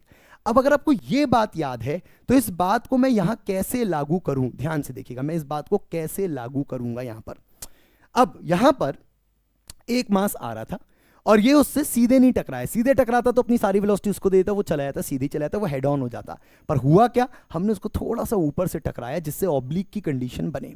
अब जब आप इसको देखेंगे तो ये किसी वेलोसिटी से इसको अप्रोच कर रहा होगा। Let's say that velocity is u, ये u वेलोसिटी से इसको अप्रोच कर रहा है। ठीक है, अब क्या होता है जब मैं बच्चों से कहता हूं कि बेटा क्या वेलोसिटी इसमें एक्सचेंज हो जाएगी? बच्चे कहते हैं हाँ हो जाएगी, परफेक्टली इलास्टिक है, वेलोसिटी एक्सचेंज हो जाएगी। मैं पहले ही कह रहा हूं सेम मास है, ऑब्लिक कोलिजन है, परफेक्टली इलास्टिक है, परफेक्टली इलास्टिक है। तो ऐसे में आप क्या बोलोगे? हाँ सर वेलोसिटी एक्सचेंज हो जाएगी, ये अपनी सारी वेलोसिटी जो इसके पास u है वो उसको दे देगा। नहीं, मैंने आपको इसलिए शुरुआत में ही बता दिया था कि आपको ये जितना भी सेपरेशन और अप्रोच देखना है ये हमेशा लाइन ऑफ इंपैक्ट पे खड़े होके देखना है। तो क्या ये आपकी लाइन ऑफ इंपैक्ट है? क्या ये आपकी वो लाइन है जिसपे ये एक दूसरे से टकराने वाले हैं, भिड़ने वाले हैं? नहीं, ये वो लाइन नहीं है। तो अगर आप एक से पूछेंगे अरे तेरे को उसने मारा, तेरे को उसने इतनी तेज मारा, तेरे को कौन सी वेलोसिटी से मारा, तो वो कभी नहीं बोलेगा मेरे को u से मारा, वो कभी नहीं बोलेगा मुझको u से मारा है।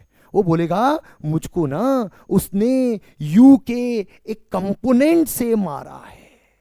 तो अगर आप इसके आगे का डायग्राम फील करें, देखिएगा आगे का डायग्राम, ये गया, ये ऐसे आके टकराया, ये ऐसे आके टकराया, तो ये टकराते समय यहां पे बना कांटेक्ट, यहां पे कांटेक्ट के परपेंडिकुलर लगे फोर्स। तो ऐसे में इससे पूछो तुझे चांटा कहां पड़ा, चांटा कहां पड़ा? कहता इधर पड़ा, इधर इस डायरेक्शन में मेरे पे किसी ने मारा। तो तुझे यू ने मारा? नहीं, मुझे यू ने नहीं मारा, यू के मेरे कंपोनेंट ने मारा। क्या मेरी बात समझा? और इसी लाइन को हम लोग नाम देते हैं लाइन ऑफ इंपैक्ट। तो आपको जो सोच आगे लेके चलनी है वो ये लेके चलनी है कि यू ने कभी इसको नहीं मारा, यू के कंपोनेंट ने इसको अप्रोच किया था। Right right. अब ये बातों को और अच्छे से देखना है ना, तो वहां से खड़े होके देखो। सर कहां से? वहां से। सर समझे नहीं, कहां से? वहां से, वहां से, वहां से खड़े होके देखो। लाइन ऑफ इंपैक्ट तुम्हारी आंखों पे होनी चाहिए, और अगर तुम लाइन ऑफ इंपैक्ट से देखोगे चीजों को तो तुम्हें बहुत अच्छे से समझ में आएगा कि कौन सी वेलोसिटी ने मारा, कौन सी वो लेके जाएगा और कौन सी रह जाएगी। ठीक है, तो देखना जरा ध्यान से। अगर ये आप u वेलोसिटी लेके आ रहे थे, इसको लिख देते हैं u वेलोसिटी आप लेके आ रहे थे, ठीक है, तो u1 भी लिखा है, अब u1 लिखना है, u1 लिख लो, तो आप u1 वेलोसिटी लेके आ रहे थे, ठीक है। अब आपने इसको मारा, पहले इसको बताना पड़ेगा कि देखो मैंने u1 से नहीं मारा, ये लाइन ऑफ इंपैक्ट से चेक कर कि मैंने किस वेलोसिटी से तुझे थप्पड़ मारा, राइट। तो अगर मैं इस डंडे को आगे खींच दूं, यहां पर एक प्यारा सा एंगल बना दूं थीटा, तो ऐसे में एक लाइन अगर इसी लाइन के पैरेलल बनाऊं, लाइन ऑफ इंपैक्ट के पैरेलल, देखना ये लाइन इसके पैरेलल है, तो u1 यहां पे थीटा, तो यहां पे भी थीटा दिखाएगा, और ये थीटा करस्पॉन्डिंग एंगल, तो u1 का cos थीटा, u1 का cos थीटा अगर आप यहां खड़े होके देखोगे तो चटाक सीना उसको मारेगा, u1 नहीं मारेगा, u1 का cos थीटा उसको मारेगा। क्लियर। तो आपने क्या किया, आप गए अपनी खुशियां लेके, खुशियां क्या है आपकी, u1 का cos थीटा, और आप अपनी खुशियां लेके उससे टकराए, तो u1 cos थीटा से आप उससे टकराए हैं, ऐसा फील करना है आपको। अब होगा क्या, परफेक्टली इलास्टिक में मैंने सुना है कि वो आपकी खुशियां लेके चली जाती है और आपको अपना गम दे के छोड़ देती है, राइट।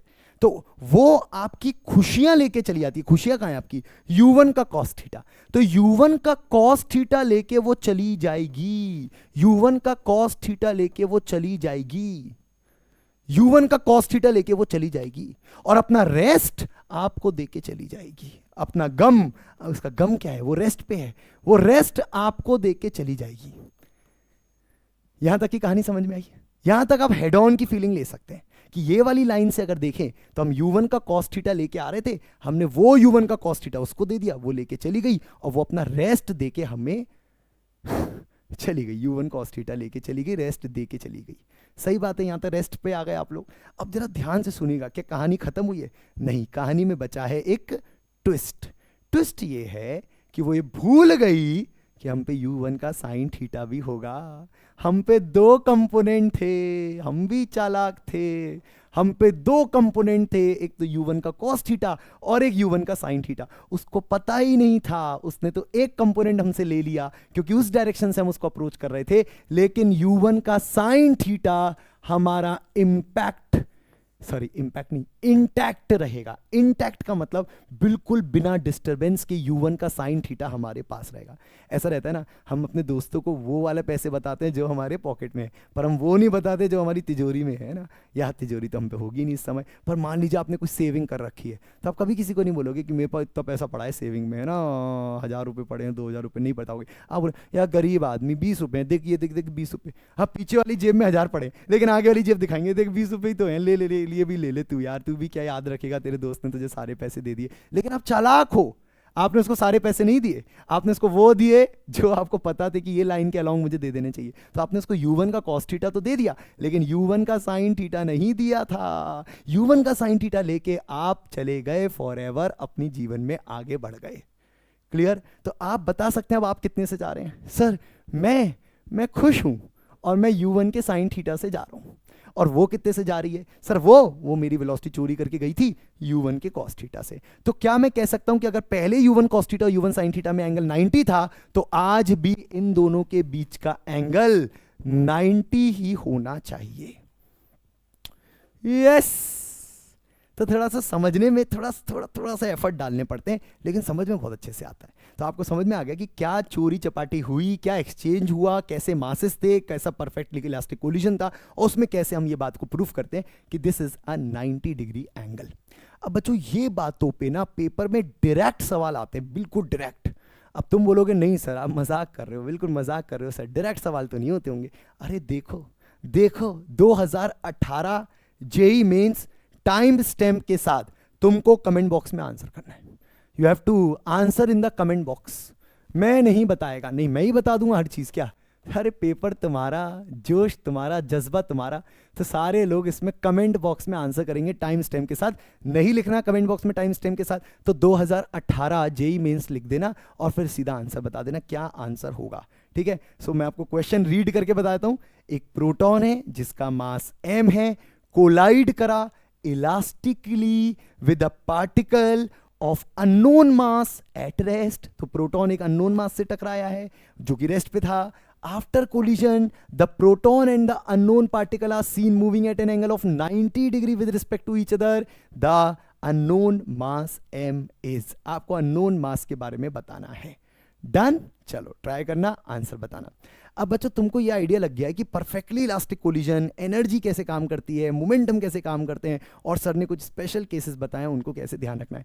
पर सर आपने इन इलास्टिक या परफेक्टली इन इलास्टिक के बारे में तो कोई चर्चा ही नहीं करी। तो सर थोड़े से सवाल थोड़े से इन इलास्टिक या परफेक्टली इन इलास्टिक वाले भी करा दो, तो सर ऑब्लिक कोलिजन में हम आपका फिर शुक्रिया अदा कर देंगे कि ठीक है आपने ऑब्लिक कोलिजन हमारा कंप्लीट करा दिया। चलो ठीक है, अब इतना प्लीज कर ही रहे हैं तो एक सवाल पहले मैं इन इलास्टिक का कराता हूं। सो 2005 के पेपर में ये सवाल देखने को मिला था, और ध्यान रखिएगा जहां भी इन इलास्टिक कोलिजन्स होते हैं उनके अंदर आप ये नहीं बोलेंगे कि एनर्जी कंजर्व्ड रहेगी, आप एनर्जी को इक्वेट नहीं कर पाएंगे। ठीक है, आओ क्वेश्चन पढ़ते हैं। अब बचा क्या, बचा मोमेंटम। मोमेंटम जिंदाबाद, आ जाओ। अ मास m moves with a velocity v and collides inelastically with another identical mass।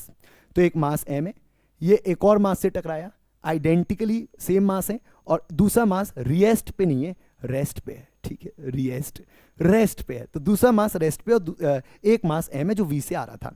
अब क्या दिया है, after collision the first mass moves with velocity v/√3 in the direction perpendicular to the initial direction. तो उन्होंने दिया diagram में कि ये आया, टकराया, v/√3 से ऊपर चला गया है, ये आया टकराया, v/√3 से ऊपर चला गया। आपको बताना है find the speed of the second mass, speed बतानी है सेकंड मास की। और मैंने क्या बोला, एनर्जी नहीं कंजर्व कर सकते, क्योंकि किनेटिक एनर्जी तभी कंजर्व होती है जब परफेक्टली इलास्टिक होता है। यहां पे इन इलास्टिक कोलिजन लिखा हुआ है, परफेक्टली भी नहीं लिखा कि चिपक जाए, इन इलास्टिक लिखा हुआ है। तो चलो अपन मोमेंटम कंजर्वेशन पे ध्यान लगाते हैं। अब मोमेंटम कंजर्वेशन कहता है भैया आने वाला मोमेंटम इक्वल टू जाने वाला, ये कहीं गया होगा, हमें नहीं पता किधर गया होगा, हम इसको v2 लिख के छोड़ देते हैं। चलिए, initial momentum m v i cap, तो एम वी आई कैप ये इनिशियल मोमेंटम है, इसका तो जीरो है, इसके बारे में तो बात ही नहीं करनी। आओ फाइनल मोमेंटम इसका कितना हो गया, एम v/√3 जे कैप। सो एम v/√3 जे कैप, और उसका मोमेंटम लिख देते हैं एम v2, खत्म। उसमें हमें आई कैप जे कैप भी नहीं पता है तो रहने दो, मत लिखो, v2 लिख के छोड़ दो। क्लियर है मोमेंटम कंजर्वेशन। इसका आई कैप, इसका जीरो, ये हो गया इनिशियल मोमेंटम। फाइनल, इसका जे कैप, इसका नहीं पता, उसको v2 लिख के छोड़ दिया। आओ देखते हैं v2 कितना आएगा। तो मास से कैंसिल हो गया, और v2 आ गया बहुत सुंदर, v आई कैप माइनस v/√3 जे कैप। ये तुम्हारा v2 का आंसर है। लेकिन बेटू केवल v2 नहीं बताना था, v2 की स्पीड बतानी थी। तो स्पीड के लिए आपको v2 का करना पड़ेगा मॉडुलस, और मॉडुलस करेंगे तो अंडर में आ जाएगा v का स्क्वायर प्लस v का square by 3। Can you calculate this? Yes sir, √4v²/3। तो 4v²/3 में 4 बाहर आ जाएगा, 2 बन जाएगा, नीचे बचेगा √3, बाहर बचेगा v, आंसर आ जाएगा 2/√3v। क्लियर है भाई, एकदम क्लियर, दिमाग एकदम, मस्तिष्क में एकदम ऐसा लग रहा होगा चिंगारियां ही चिंगारियां। बिल्कुल सही, मोमेंटम कंजर्वेशन जिंदाबाद जिंदाबाद जिंदाबाद। मैं तो कहता ही, कोलिजन मतलब मोमेंटम कंजर्वेशन। क्लियर, एकदम परफेक्ट है। चलो अब सर क्या ये परफेक्टली इनलास्टिक था? नहीं, परफेक्टली इनलास्टिक नहीं था, इनइलास्टिक था। पर परफेक्टली इनइलास्टिक कैसा होता है और उनमें क्या देखने को मिलता है, वैसे टाइप के कोलिजन्स के बारे में बात करते हैं। ठीक है, तो आप ये वाला कोलिजन पढ़िएगा, है ना, एक बार मैं भी देख लूं। हाँ, परफेक्टली इनइलास्टिक कोलिजन है। तो आपको परफेक्टली इनइलास्टिक कोलिजन में कैसा क्वेश्चन मिलेगा, कैसे ध्यान देना है, उस पर आधारित ये सवाल है। ठीक है, पहले पढ़ेंगे, सोचेंगे, समझेंगे और फिर इसका आंसर करेंगे। A particle of mass m moving in x direction with speed 2v is hit by another particle of mass 2m moving in y direction। देखो पहले से पूरी कहानी सुना के रख रही है, x में जा रहा है, y में जा रहा है। ठीक है भाई, तो m मास 2v वेलोसिटी से x में जा रहा है। ठीक है, मैं तो पढ़ता जा रहा हूं, लिखता जा रहा हूं। सो m मास 2v वेलोसिटी से x में जा रहा है, और 2m मास, ये 2m मास है, v वेलोसिटी से y में जा रहा है। बिल्कुल सही, 2m मास v वेलोसिटी से y में जा रहा है, तो एक x में एक y में विद स्पीड v। ठीक है, if the collision is perfectly in elastic, perfectly in elastic, बच्चों ऐसा 100% सही नहीं है कि हमेशा चिपक जाते हैं, पर एक अच्छी बात बताता हूं, अगर इनके मोमेंटम ऐसी डायरेक्शन में सेम आते हैं तो ये चिपक जाते हैं। और ऐसे में आप देखोगे तो m/2v और m/2v सेम मोमेंटम है, तो they will stick together and they will go together. मेरी बात समझाऊंगा मैं अभी आपको एक डायग्राम के थ्रू। ठीक है, so the percentage loss in the kinetic energy, या एनर्जी बताना है, इज क्लोज टू, आपको परसेंटेज लॉस बताना है। तो पहले तो आप इसका फाइनल डायग्राम इमेजिन करना सीखें कि ये चिपक गए होंगे तो कैसे गए होंगे। चलो उसके लिए हम एक काम करते हैं, आपको छोटा सा सिमुलेशन दिखाते हैं। तो भाई सिमुलेशन से क्या होता है, अरे ये कौन सा चल रहा है, ये वाला दिखाते हैं, इधर आओ, यही चल रहा है। तो हमारे पास एक मास m है, एक और मास 2m है, और ऐसे में दोनों आए टकराए। हमें देखना है कि अगर ये कोलिजन परफेक्टली इनलास्टिक्स होते हैं तो कैसा डायग्राम हमें फिनाली मतलब फाइनली इमेजिन करना है। तो फाइनल डायग्राम इमेजिन करने के लिए आर यू रेडी? पक्का? इन 3 2 1, जितने लोग खुद से सोच सकते हैं वो सोचो, मैं स्टार्ट कर रहा हूं। तो यहां पर फाइनल डायग्राम देखने के लिए तैयार हो जाइए। तो ये दोनों आए टकराए और ये क्या हुआ, ये तो चिपक गए। तो परफेक्टली इनलास्टिक कोलिजन, फिर से देखते हैं, मजा आएगा। फिर से देखते हैं परफेक्टली इनलास्टिक कोलिजन में, जैसा मैंने बोला कि इनके मोमेंटम सेम होते हैं, तो ये टकरा के they start moving with a common velocity, ये एक कॉमन वेलोसिटी से चलना स्टार्ट हो जाते हैं। यही आपको बार बार महसूस करना है, आए टकराए कॉमन वेलोसिटी से चलना स्टार्ट कर दिया। सो ये अगर फीलिंग आपके अंदर है कि they will start moving with a common velocity, ये इकट्ठे होके एक मास बन के कॉमन वेलोसिटी से चलना स्टार्ट हो जाएंगे, तो बस यहां पर ये लॉजिक फिट करना है। सो ये मिलके हो जाएगा 3m mass and they will move with a common velocity vc। आपको चाहिए तो vc एक बार में निकल जाएगा, एक बार में vc निकल जाएगा। कुछ नहीं करना है vc के लिए, आपको एंगल vc जो चाहिए वो निकल जाएगा। तो मैं आपको एंगल निकालना भी सिखा देता हूं सवाल में, vc निकालना भी सिखा देता हूं, ठीक है। आइए मोमेंटम मोमेंटम कंजर्व करते हैं। अरे सर हर जगह मोमेंटम, भाई इलास्टिक हो, इन इलास्टिक हो, परफेक्टली इलास्टिक हो, केवल इन इलास्टिक हो, कोई भी हो, हमें मोमेंटम कंजर्व करना है। So m into 2v i cap, m into 2v i cap, ठीक है, plus plus 2m into v, 2m into v j cap, 2m into v j cap, ये initial momentum is equal to, final देखते हैं, तो final हो जाएगा 3m into v। तो देखो अभी हमें एंगल अगर निकालना है तो कैसे निकालूंगा बता दूंगा, अभी मैं क्वेश्चन सॉल्व कर देता हूं। मुझे पहले फाइनल वेलोसिटी निकालने दो, ठीक है, पहले फाइनल वेलोसिटी आई कैप जे कैप में निकालने दो। सो 3m इंटू वीसी, वेक्टर छोड़ दो, नहीं पता कहां टेढ़ा मेढ़ा भग रहा है, वीसी छोड़ दो, ठीक है। अब बताओ, m ने m को m से मारा, वीसी तो आ गया तेरे पास, वीसी आ गया, कितना आ गया, अरे वाह छोटू, ये तो 2v/3 आई कैप और 2v/3 जे कैप आ गया वीसी। चलो वीसी आ गया, चलो मैं एंगल देखना सिखा देता हूं। अगर वीसी आ गया तो वीसी खुद चिल्ला चिल्ला के कह रहा है I am something I cap, I am something J cap, मैं कुछ आई कैप हूं, मैं कुछ जे कैप हूं, है ना। तो वीसी क्या कह रहा है, मैं कुछ आई कैप हूं, कितना 2v/3, और मैं कुछ जे कैप हूं। कोई भी बच्चा बता सकता है अगर ये बराबर के आई कैप और जे कैप होते हैं तो इसका मतलब ये एंगल 45 डिग्री होगा। हाँ, या आप ऐसे ही बता सकते थे, आप इसके कंपोनेंट देख लीजिए, y को x से डिवाइड कर लीजिए, tan थीटा निकल आता है, और tan थीटा अपने आप से समझ में आ रहा है कि यहाँ पे 1 आ रहा है, राइट। तो बच्चों इससे देखो कितना आसान तरीके से हमने बता भी दिया किस एंगल पे गया होगा, 45 डिग्री के एंगल पे गया होगा। अब लेकिन हमें एंगल निकालना नहीं था, coming back to the topic, हमें एनर्जी का नुकसान निकालना है। So loss in energy, loss है ना, ये पूछा ना, percentage loss, yes percentage loss. तो पहले निकालते हैं फाइनल काइनेटिक एनर्जी कितनी होगी। तो फाइनल काइनेटिक एनर्जी होगी हाफ m की जगह 3m हो गया, चिपक गए, तो हाफ 3m vc स्क्वायर, और vc का स्क्वायर अगर करेंगे तो 2/√3v तो कॉमन आ जाएगा, 2/3v तो कॉमन आ जाएगा, अंदर बचेगा √2, स्क्वायर करेंगे तो 2/3v, बगल में बचेगा √2 का स्क्वायर। ये हो गई हमारी फाइनल काइनेटिक एनर्जी। अब इनिशियल देख लेते हैं, इनिशियल कितनी थी, इनिशियल थी एक मास था m, उसकी वेलोसिटी थी 2v का स्क्वायर, और एक मास था 2m, उसकी वेलोसिटी थी v का स्क्वायर। ये हो गई इनिशियल, तो ये हो गई इनिशियल, ये हो गई फाइनल। लॉस निकालना तुम्हें आता है, चलो स्क्वायर करता हूं इसको पहले मैं, तो 3m/2, और यहां पे स्क्वायर किया तो 4/9, और v स्क्वायर और बाजू में 2, बिल्कुल सही, 2 ने 2 को मारा, 3 ने 9 को मारा, तो ये वाली एनर्जी आ रही है 4/3 mv स्क्वायर, दिख रही है, ठीक है सर। और ये वाली एनर्जी देखो कितनी आ रही है, ये आ रही है हाफ मास, ये हो गया 4v स्क्वायर, ये भी कैंसिल करो, ये हो गया mv स्क्वायर, तो ये 2 कैंसिल, ये आ गया 3mv स्क्वायर।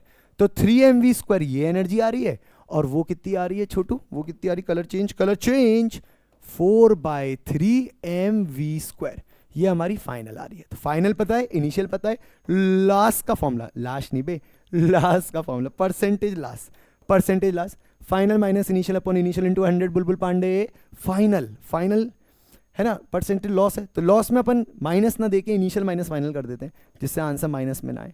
सो माइनस ना लगा के इनिशियल माइनस 4/3 mv², ठीक है भाई, अपॉन इनिशियल 3 mv² इंटू 100, ये तेरा लॉस का आंसर है। तो इनिशियल माइनस फाइनल इसलिए करते हैं क्योंकि लॉस लिखा है, तो लॉस में initial minus final upon initial into 100, change के लिए final minus initial upon initial into 100, mv² cancel. चलो 3 माइनस 4/3 कितना बना है, 3 3 जा 9, 9 में से 4 गया 5, तो ये बना 5/3, ऊपर बचा 5/3 है ना, और 5/3 नीचे 3 है तो नीचे 9, अरे 100। मैंने सुना है 9-11 बार, लगभग 11.1 बार इसको मारता है, तो 11.1 बार मारेगा तो 55.5% तेरा एनर्जी का नुकसान आएगा। तो 55% मतलब 56%, 55.5% क्लोज टू बताना है, 56% एनर्जी का नुकसान, तबाही ही तबाही होगी। क्लियर एकदम? यस सर, समझ में आया। एक और है क्या मेरे पास, एक और सवाल है क्या? अरे रे किस्मत बदलती देखी मैं। चलो भाई आ जाओ, 2020 क्वेश्चन पढ़ो। क्या ये सवाल स्टिक टुगेदर वाला सवाल है? वीडियो को पॉज करो, अपने एंड से ट्राई करो, ठीक है। चलो मैं एक बार पानी पी लूं। चलो क्वेश्चन पढ़ते हैं। Two bodies of same mass are moving with the same speed. Okay, दो बॉडी सेम स्पीड से टकरा रही हैं, but in different direction in a plane, लेकिन डिफरेंट डायरेक्शंस में आ रही हैं। दे हैव अ कंप्लीटली, ओए होए क्या लिखा है, inelastic collision and move, क्या लिखा है टुगेदर, चिपक गए। Thereafter with a final speed which is half of their initial speed. और फाइनल स्पीड क्या हुई? दोनों की जो इनिशियल स्पीड थी उसकी आधी। The angle between the initial velocity of the two bodies, आपको बताना है पहले से इनिशियल वेलोसिटीज में क्या एंगल होगा। तो देखो, हम लोग जितना आसानी से इसके डायग्राम को फील कर सकते हैं उतना अच्छा रहेगा, ठीक है। तो ये मान लीजिए दो बॉडीज हैं, ठीक है, ये दो बॉडीज ऐसी थी, ऐसी। और देखो अब बच्चे क्या करेंगे, ऐसा डायग्राम सोचेंगे, ऐसे आया, टकराया, चिपक गया। नहीं, ये तो तुमने पहले ही सोच लिया 90 डिग्री पे आ रहा है, ये तो तुमने पहले ही सोच लिया 90 डिग्री पे आ रहा है। तुमको कुछ और सोचना है, जैसे कि कुछ बच्चे फिर ऐसा सोचते हैं कि चलो इसको ऐसे ले लेंगे, फिर ऐसे टकराएंगे, फिर कहीं बीच में जाएंगे। अरे भाई, इतना टेढ़ा मेढ़ा डायग्राम क्यों सोच रहे हो, इतना टेढ़ा मेढ़ा डायग्राम क्यों सोच रहे हो? अच्छा डायग्राम देख लो, ऐसे लाओ सीधा सीधा, या ऐसे ले आओ सीधा सीधा, वाई डायरेक्शन में टकराओ, वाई में ले जाओ। अरे कितना आसान है, ये आया ठक सीना टकराया, सीधा चला गया। तो आपको जितना आसान आपके लिए रहे डायग्राम उतना बेटर रहता है, क्यों सोच हमारी ऐसी होनी चाहिए। अभी हम क्या कर रहे हैं, एक एक्स में ले आए और एक कहीं बीच में ले आए, फिर एक एक्स और बीच में टकरा के कहीं और बीच में जा रहे हैं। अरे पगला, ऐसा क्यों कर रहे हैं? इसलिए आप देखो, डायग्राम सोचना आसान होता है। ऐसा सोच लो, ऐसे आए, छपाक टकराए, ऊपर निकल गए। आप ऐसा भी सोच सकते हो, आप ऐसा सोच सकते हो, ऐसे आए, छपाक एक्स में चले गए। तो आप जितना आसान डायग्राम सोचोगे उतना बेटर रहेगा। देखो मैंने यहाँ पे एक आसान डायग्राम सोच रखा है, तो यहाँ पर ऑलरेडी हमने एक एक्स एक्सिस सोच रखी है, ठीक है। हमने ये सोच रखा है कि ये किसी एंगल पे आ रहा होगा, ये किसी एंगल पे आ रहा होगा, ये किसी स्पीड u, ये भी किसी स्पीड u, ये मास m, ये मास m, और अब जाके ये छपाक टकराए तो इनके बीच का एंगल है थीटा। हमें वो थीटा बताना है कि इनिशियल वेलोसिटी के बीच में क्या एंगल होगा। और हमें ये पता है कि after Chhapaak they started moving with half of the initial velocity, question समझ में आ गया? हाँ सर आ गया। तो अभी क्या लगा दूं मैं इसके अंदर, क्या लगा दूं बेटा? एनर्जी लगा, काय को एनर्जी लगाओ सर? मोमेंटम कंजर्वेशन लगाओ सर, एक्स में और वाई में। बेटा वाई में कोई फायदा तो है नहीं, एक्स ही एक्स में खत्म कर देते हैं। नहीं आया मेरी बात समझ में? एक्स में काम चल जाएगा, एक्स में ही आंसर आ जाएगा। कॉस निकालना है, साइन निकालने की आवश्यकता नहीं है, इनफैक्ट आएगा भी नहीं साइन। तो वाई वाई छोड़ो, एक्स में दिमाग लगाते हैं। चलो अब देखते हैं इसकी वेलोसिटी कहाँ है। इसकी वेलोसिटी, एंगल निकालना है ना, जल्दी देखते हैं इसकी वेलोसिटी कहाँ है। इसकी वेलोसिटी यहाँ है, और अगर मैं ऐसे सोचूं थोड़ा एक्स थोड़ा वाई, तो अगर ये एंगल थीटा है तो ये एंगल θ/2 है, यस सर। तो ये भी एंगल θ/2 है, यस सर। तो ये u का cos θ/2 है, यस। क्या इसी बात को यहां सिमेट्री से लागू कर दूं कि यहां भी भाई cos θ/2 ही होगा, सिमेट्रिक एंगल्स हैं, तो सिमेट्री की वजह से इनके दोनों के कंपोनेंट हो गए u cos θ/2 जो x में है। y में तो वैसे ही कट जाएगा, y में तो इनका मोमेंटम वैसे ही कट जाएगा, इसलिए y में बाद में आएगा भी नहीं, इसलिए y में सोचो भी नहीं, केवल x ही x में सोचो। सो 2mu cos θ/2 2 है, इस 2 को 2 से मार दूं so 2mu cos theta by 2 is equal to simple, दोनों मिल गए, छपाक हो गया 2m, दोनों चलने लगे कितने से, u बाई 2 से, खत्म, केवल x ही x। तो इन दोनों के x के मोमेंटम को x के मोमेंटम से ही इक्वेट कर दिया। क्लियर? चलो देखते हैं क्या आंसर आएगा। 2m ने 2m को मारा, कलर चेंज, 2m ने 2m को मारा, u कहाँ गया हमारा, हाँ u भी है ना, u ने u को मारा, 2m को मारा, cos थीटा बाई 2 कितना निकल के आया, 1/2। तो बेटा थीटा बाई 2 कितना निकल के आया, 60 डिग्री। तो बेटा थीटा कितना निकल के आया, 120 डिग्री, 120 डिग्री इसका सही जवाब होना चाहिए। Easy, yes sir. तो परफेक्टली इनलास्टिक भी समझ में आ गया। अरे वाह यार होशियार, वाह यार होशियार, बहुत सुंदर। अच्छा एक बात बताओ, क्रिकेट देखते हो? हाँ सर क्रिकेट देखते हैं। अच्छा एक बात बताओ, क्रिकेट में तुम जब देखते हो ऐसे जैसे बॉलिंग कर रहा है बॉलर, और वो जब बॉल को जमीन पे मारता है, तो क्या आपको पता है कि वो जमीन से बॉल जब टप्पा खा के निकलती होगी तो वो किस टाइप का कोलिजन है? Is it an oblique collision और is it a head on collision? क्या है वो? अगर कोई बॉल टप्पा मार के जमीन पे टप्पा मार के ऐसे, जमीन पे टप्पा मार के छपाक ऐसे जाती है, तो कैसा टाइप का कोलिजन है? इज इट ऑब्लिक और इज इट हेड ऑन? ऐसे वाला हुआ तो तुम समझो, खुद से सोचो, और ऐसे वाला हुआ तो तुम खुद से सोचो, राइट? तो देखो ये वाला तो हेड ऑन होता है, बिल्कुल सही बात है, और ये वाला ऑब्लिक होता है। तो ऑब्लिक कोलिजन अगर ग्राउंड के केस में पढ़ना पड़े तो कैसे पढ़ते हैं? How to understand oblique collision with the ground. अब वापस से मैं फिर से बच्चों से कहता हूं कि अगर तुमने मेरा हेड ऑन कोलिजन वाला लेक्चर नहीं दिया है तो भाई हेड ऑन वाला ले लो लेक्चर ना। इतना क्यों चिखवाते हो, इतना क्यों बुलवाते हो?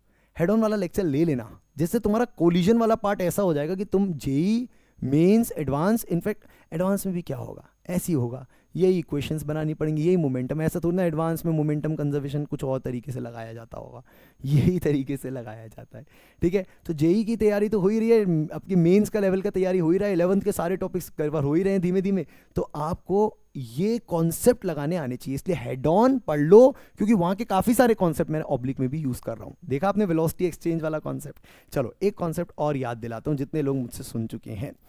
जब भी हम किसी बॉडी को, किसी बॉल को हम दीवार पे मारते हैं या किसी भारी ऑब्जेक्ट पे मारते हैं, पृथ्वी पे मारे, अर्थ पे मारे, है ना, तो ये रिबाउंड करता है। अर्थ पे मारे तो ये रिबाउंड, दीवार पे मारे रिबाउंड करेगा, राइट?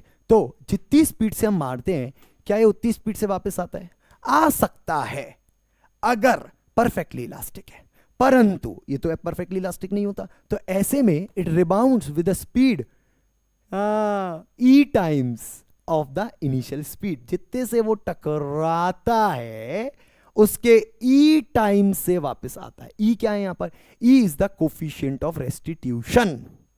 तो अगर मैं कहूं ई की वैल्यू 1 है तो आप कह सकते हो जितने से मारोगे उतने से वापस आएगा, जितने से मारोगे उतने से वापस आएगा। पर अगर आप कहते हो ई की वैल्यू 0 है तो जितने से मारोगे कभी वापस नहीं आएगा, चिपक जाएगा। वो चिपका नहीं, मैं तो नाटक किया, पर हाँ इसको मारूं दीवार पे, खचाक चिपका नहीं है, हाँ वापस नहीं आएगा। तो आपको पता चल जाएगा, इसको ही मारो, ये देखो आया था क्या, थोड़ा सा आया, तो इसकी ई की वैल्यू 0 नहीं है ना, इसको मारूं, कस के मारूं, ये देखो, अरे राम, ठीक है, समझ गए तुम लोग ना? इससे पहले कुछ टूटे यहां पर, तुम समझ गए होगे। तो आपको समझ में आना चाहिए ई की वैल्यू से डिसाइड होगा कि आप कितने स्पीड से रिबाउंड मारोगे। ये समझ में आ गया? और मैं पहले ही कह चुका हूं ई की स्पीड से रिबाउंड मारा जाता है, जितने से अप्रोच करते हो उसके ई टाइम से सेपरेट होते हो। ये बात ध्यान रखेंगे, ओके? तो इसको ऑब्लिक कोलिजन पे कैसे लगाना है ध्यान से सुनिएगा। तो मान लीजिए आपने एक बॉल ली और इस बॉल को किसी एंगल पे फेंका, हमारे बॉलर भाई साहब ने, हाँ यहां से आए हमारे बुमराह, जसप्रीत बुमराह, जब जसप्रीत बुमराह उठ के एक हाथ टेढ़ा किया, उन्होंने बॉल को फेंक के मारा। तो जैसे ही उन्होंने बॉल को फेंक के मारा तब स्पीड थी u, ठीक है? और लेट से जसप्रीत बुमराह ने जो बॉल को फेंक के मारा उसने ऑब्लिक कोलिजन करवाया और यहां पे कोलिजन हुआ है बॉल का, जमीन के साथ कांटेक्ट में आई है, ठीक है भाई, जमीन के साथ कांटेक्ट में आई है। अब सुनना, अब यहां पे सबसे पहला काम करना है, तुम्हें ये ढूंढना है कि लाइन ऑफ इंपैक्ट कहां होगी। तो जब आपकी बॉल कहां गई, देखो सब फेंक दिया मैंने, अब मैं बॉल ढूंढ रहा हूं, हाँ भाई, तो जब आपकी बॉल टकराएगी तो टकराते समय, ध्यान से, टकराते समय इस पे फोर्स कहां लगेगी? जमीन इसको ऊपर चांटा मारेगी, ऊपर। तो जमीन, कांटेक्ट यहां बना, और अगर कांटेक्ट यहां बना, ये देखो कांटेक्ट यहां बना, तो जमीन यहां चांटा मारेगी और ये जमीन को भी मारेगा, ऐसा नहीं है, दोनों इक्वल एंड अपोजिट फोर्स लगाते हैं, तो दोनों एक दूसरे पे फोर्स लगाएंगे, बॉल जमीन पे और जमीन बॉल पे, ठीक है। तो हम लोग ये वाली हटा देते हैं। तो ये जो फोर्स की लाइन आई, ये जो फोर्स की रेखा आई, आप देख सकते हैं इस रेखा को हम नॉर्मल कह सकते हैं, ठीक है। This is called the normal. अरे सर वो पढ़ा रहे हो क्या ray optics, angle i equals to angle r? अरे पागल, कुछ भी मत बोलना स्टार्ट कर दिया कर। तो ये जो नॉर्मल है, ये इस डायरेक्शन में आपको फोर्स मिलेगी, ये आपकी होगी line of impact. This is line of impact. क्यों बनाई लाइन ऑफ इंपैक्ट? क्योंकि तुम फिर गलती करोगे। मैं फिर से बोलूंगा अप्रोच कितने से किया, तुम बोलोगे यू से अप्रोच किया। अरे नहीं यार, ऑब्लिक कोलिजन में अप्रोच देखने के लिए लाइन ऑफ इंपैक्ट से देखना पड़ता है। तो आपको अंपायर बनना पड़ेगा, आपको यहां देखना पड़ेगा बॉल टप्पा कितनी स्पीड से मारी है, जमीन की तरफ कितनी स्पीड से आ रही है। तो देखो बॉल के पास, ध्यान से देखना, बॉल के पास दो वेलोसिटी वेक्टर है, ये जाएगा इसमें, हाँ, बॉल के पास दो वेलोसिटी वेक्टर है, ठीक है, एक इधर और एक इधर। ये बॉल के पास पहले से दो वेलोसिटी वेक्टर है, फील करिएगा। एक बॉल को आगे ले जाने के काम आ रहा है, एक बॉल को जमीन की तरफ ले जाने के काम आ रहा है। अब जब बॉल जमीन की तरफ जाएगी तो वो इस वाले से टकराएगी, ना कि इस वाले से। ये वेक्टर कभी बॉल को टकराने के काम में नहीं आया, टकराने का काम केवल ये वेक्टर करवा रहा है, और यही वेक्टर लाइन ऑफ इंपैक्ट के अलोंग है। हाँ, तो अगर ये एंगल, चलो मैं लिख देता हूं फिलहाल थीटा, तो if this angle is theta, I can say this angle is also theta, yes sir. And if this angle is also theta, I can say कि ये हो गया यू का कॉस थीटा, यस, यू का cos theta, ये हो गया you का कॉस थीटा, और ये हो गया यू का साइन थीटा, ये हो गया यू का साइन थीटा। तो ये हमारा प्यारा सा यू, हमने यू के डंडे तोड़ दिए, हमने यू के साइन थीटा और कॉस थीटा को अलग अलग कर दिया। ये फील हो गया आपको? अब बताओ कितने से जमीन पे मार रहे हो, जमीन को चांटा कितनी तेज मार रहे हो, जमीन पे कितनी तेज मार रहे हो? तो जमीन पे तो यू साइन थीटा से नहीं मार रहे, जमीन पे तो यू कॉस थीटा से मार रहे, तो वो इस वाली वेलोसिटी को ई टाइम्स करके वापस दे देगा। हाँ, इस वाली वेलोसिटी को, यू कॉस थीटा को ई टाइम्स करके वापस दे देगा। तो आपके जाते समय आपको जो वेलोसिटी मिलेगी वो मिलेगी E U cos theta, E U cos theta. तो ये वाली वेलोसिटी को रिवर्स करके दे दिया जाएगा ई टाइम्स करके। और कौन सी वेलोसिटी इंटैक्ट रहेगी, कौन सी वेलोसिटी पे कभी कहीं ताकत नहीं लगी, कौन सी वेलोसिटी में कोई चेंज नहीं आएगा, वो है यू का साइन थीटा। तो जब बैट्समैन तक बॉल पहुंचेगी तो जो यू का साइन थीटा दिया गया है वो तो सेम टू सेम पहुंचेगा, लेकिन जो यू का कॉस थीटा दिया गया है वो ई टाइम्स होके पहुंचेगा। क्लियर है? क्लियर है? तो क्या यहां भी एंगल थीटा आएगा क्या? नहीं, यहां एंगल आएगा अल्फा, और वो एंगल अगर आपको निकालना है तो आप उस एंगल के लिए यहां पर सोच सकते हैं ये अल्फा कितना बनेगा, ठीक है। तो टेन अल्फा के लिए ध्यान रखेंगे, टेन अल्फा के लिए आपको परपेंडिकुलर अपॉन बेस करना पड़ेगा। परपेंडिकुलर में कौन आ जाएगा? यू का साइन थीटा। मैं जब भी बच्चों से बोलूँ एंगल निकालना हो, इसका ट्राइंगल कंप्लीट कर लिया करो। यहां पर एक डंडा दिख रहा है बच्चों, हाँ सर, कितना? ई यू का कॉस थीटा, और सामने एक डंडा बना लो, कितना? यू का साइन थीटा। तो अपने आप से एक ट्राइंगल दिखने लगेगा, अपने आप से एंगल दिखने लगेगा, ठीक है। एंगल कितना बनाया? अल्फा, अपने आप से एंगल दिखने लगेगा। अब बताओ कितना बनेगा टेन थीटा? तो टेन थीटा या टेन अल्फा, जिसको हम टेन अल्फा कह रहे हैं, टेन अल्फा कितना बनेगा? यू का साइन थीटा अपॉन यू का sine theta upon E U का कॉस थीटा, और यू ने यू को मारा, आंसर बोल। टेन अल्फा आएगा टेन थीटा बटे ई। ये पेपर का डायरेक्ट क्वेश्चन बन सकता है, अभी तक तो नहीं, पर हाँ आने वाले समय में, फ्यूचरिस्टिक गोल्स दिखा रहा हूं आपको, आने वाले समय में ये पेपर का डायरेक्ट क्वेश्चन बन सकता है। तो ध्यान रहेगा ऑब्लिक कोलिजन ग्राउंड से कैसे किया जाता है। अगर कोई बैट्समैन खड़ा है, बॉलर वहां पे बॉल फेंक रहा है, तो बैट्समैन के पास जो बॉल पहुंचती है उसके पास यू का साइन थीटा सेम रहता है, लेकिन यू का कॉस थीटा चेंज हो जाता है। बाकी बहुत सारे पैरामीटर्स, हमने ग्रेविटी थोड़ी चीज़ों को इग्नोर किया हुआ है, परंतु हाँ मोटा मोटा हिसाब रखें तो ऐसी कुछ होता है। क्लियर? एकदम दिमाग एकदम तंदुरुस्त हो गया है, ऑब्लिक कोलिजन एकदम क्लियर हो गया है, कंग्रेचुलेशंस। तो बेटा यहां पर आपका ऑब्लिक कोलिजन वाला पार्ट भी कंप्लीट हो गया है। अब बात आती है कि आगे क्या, तो आपको नीचे कमेंट बॉक्स में लिखना है आगे क्या, आगे कौन सा टॉपिक, क्या आप आगे मूवमेंट ऑफ इनर्शिया पढ़ना चाहते हैं, क्या आप आगे रोटेशनल मोशन पढ़ना चाहते हैं, या रोलिंग मोशन पढ़ना चाहते हैं, या आप टॉर्क के कॉन्सेप्ट समझना चाहते हैं, या आप एंगुलर मोमेंटम के कॉन्सेप्ट समझना चाहते हैं, या आप थर्मल फिजिक्स पढ़ना चाहते हैं, ये सारी चीज़ें आप अपने कमेंट बॉक्स में लिखते चलिए। मैं कमेंट्स पढ़ता रहूँगा, मैं देखता रहूँगा कि क्या आ रहा है, कैसे आ रहा है, और ये सारी चीज़ों पे मैं वीडियोस बनाता रहूँगा। और इस तरीके से सिमुलेशंस इंटरेस्टिंग तरीके से फिजिक्स को समझाते हुए हम आगे बढ़ते चलेंगे। साथ ही साथ जितने बच्चे यहाँ पे, कुछ बच्चे जो नीट के हैं यार, आपके दोस्त यार हैं जो नीट की तैयारी कर रहे हैं, तो यू कैन रिकमेंड अवर मंजिल सीरीज़। हम लोग मंजिल सीरीज़ अनअकैडमी नीट पे चला रहे हैं, वो आप रिकमेंड कर सकते हैं, जिससे वो आपको नीट के बच्चों के लिए एक प्रॉपर प्लेटफॉर्म पे उनकी पढ़ाई हो जाए। आपको अगर बोर्ड की पीडीएफ चाहिए, नोट्स चाहिए, प्रैक्टिस शीट चाहिए, क्विजेस सॉल्व करने, तो ये सारी चीज़ें आपको थ्योरी ऑफ फिजिक्स के टेलीग्राम चैनल पे मिल जाएंगी। तो इंस्टाग्राम पे भी मिल जाएंगी, टेलीग्राम चैनल पे मिल जाएंगी। सारे अपडेट्स, कब कौन सी क्लास आने वाली है, कब क्या होने वाला है, वो सारी चीज़ें आपको ये वाले प्लेटफॉर्म्स पे मिल जाएंगी। तो बी अपडेटेड, क्योंकि अपडेटेड रहना इस दुनिया में बहुत इंपॉर्टेंट है भाई। हाँ, कहीं ऐसा ना हो कि वीडियो आके चला भी जाए और आपकी नज़रों में ना आए, तो ऐसा आपके साथ ना हो। कोई शॉर्ट हो, कोई मूवी, कोई शॉर्ट हो, कोई वीडियो हो, कोई लॉन्ग फॉर्म हो, ये छोटे छोटे वीडियोस हम बनाते रहते हैं। आपको वीडियो मिले, आप अपडेटेड रहें, आप तक मैसेज पहुंचे, उसके लिए आप किसी भी ग्रुप को ज्वाइन कर सकते हैं। So thank you so much. मिलते हैं अपने अगले लेक्चर में, जिसमें हम फिर से कोई नया वीडियो लेकर के आएंगे। आप वो कमेंट करेंगे कि आपको क्या पढ़ना है, और हम उसी पे एक वीडियो बनाएंगे। ठीक है भाई, थैंक यू सो मच। मिलते हैं नेक्स्ट वीडियो में।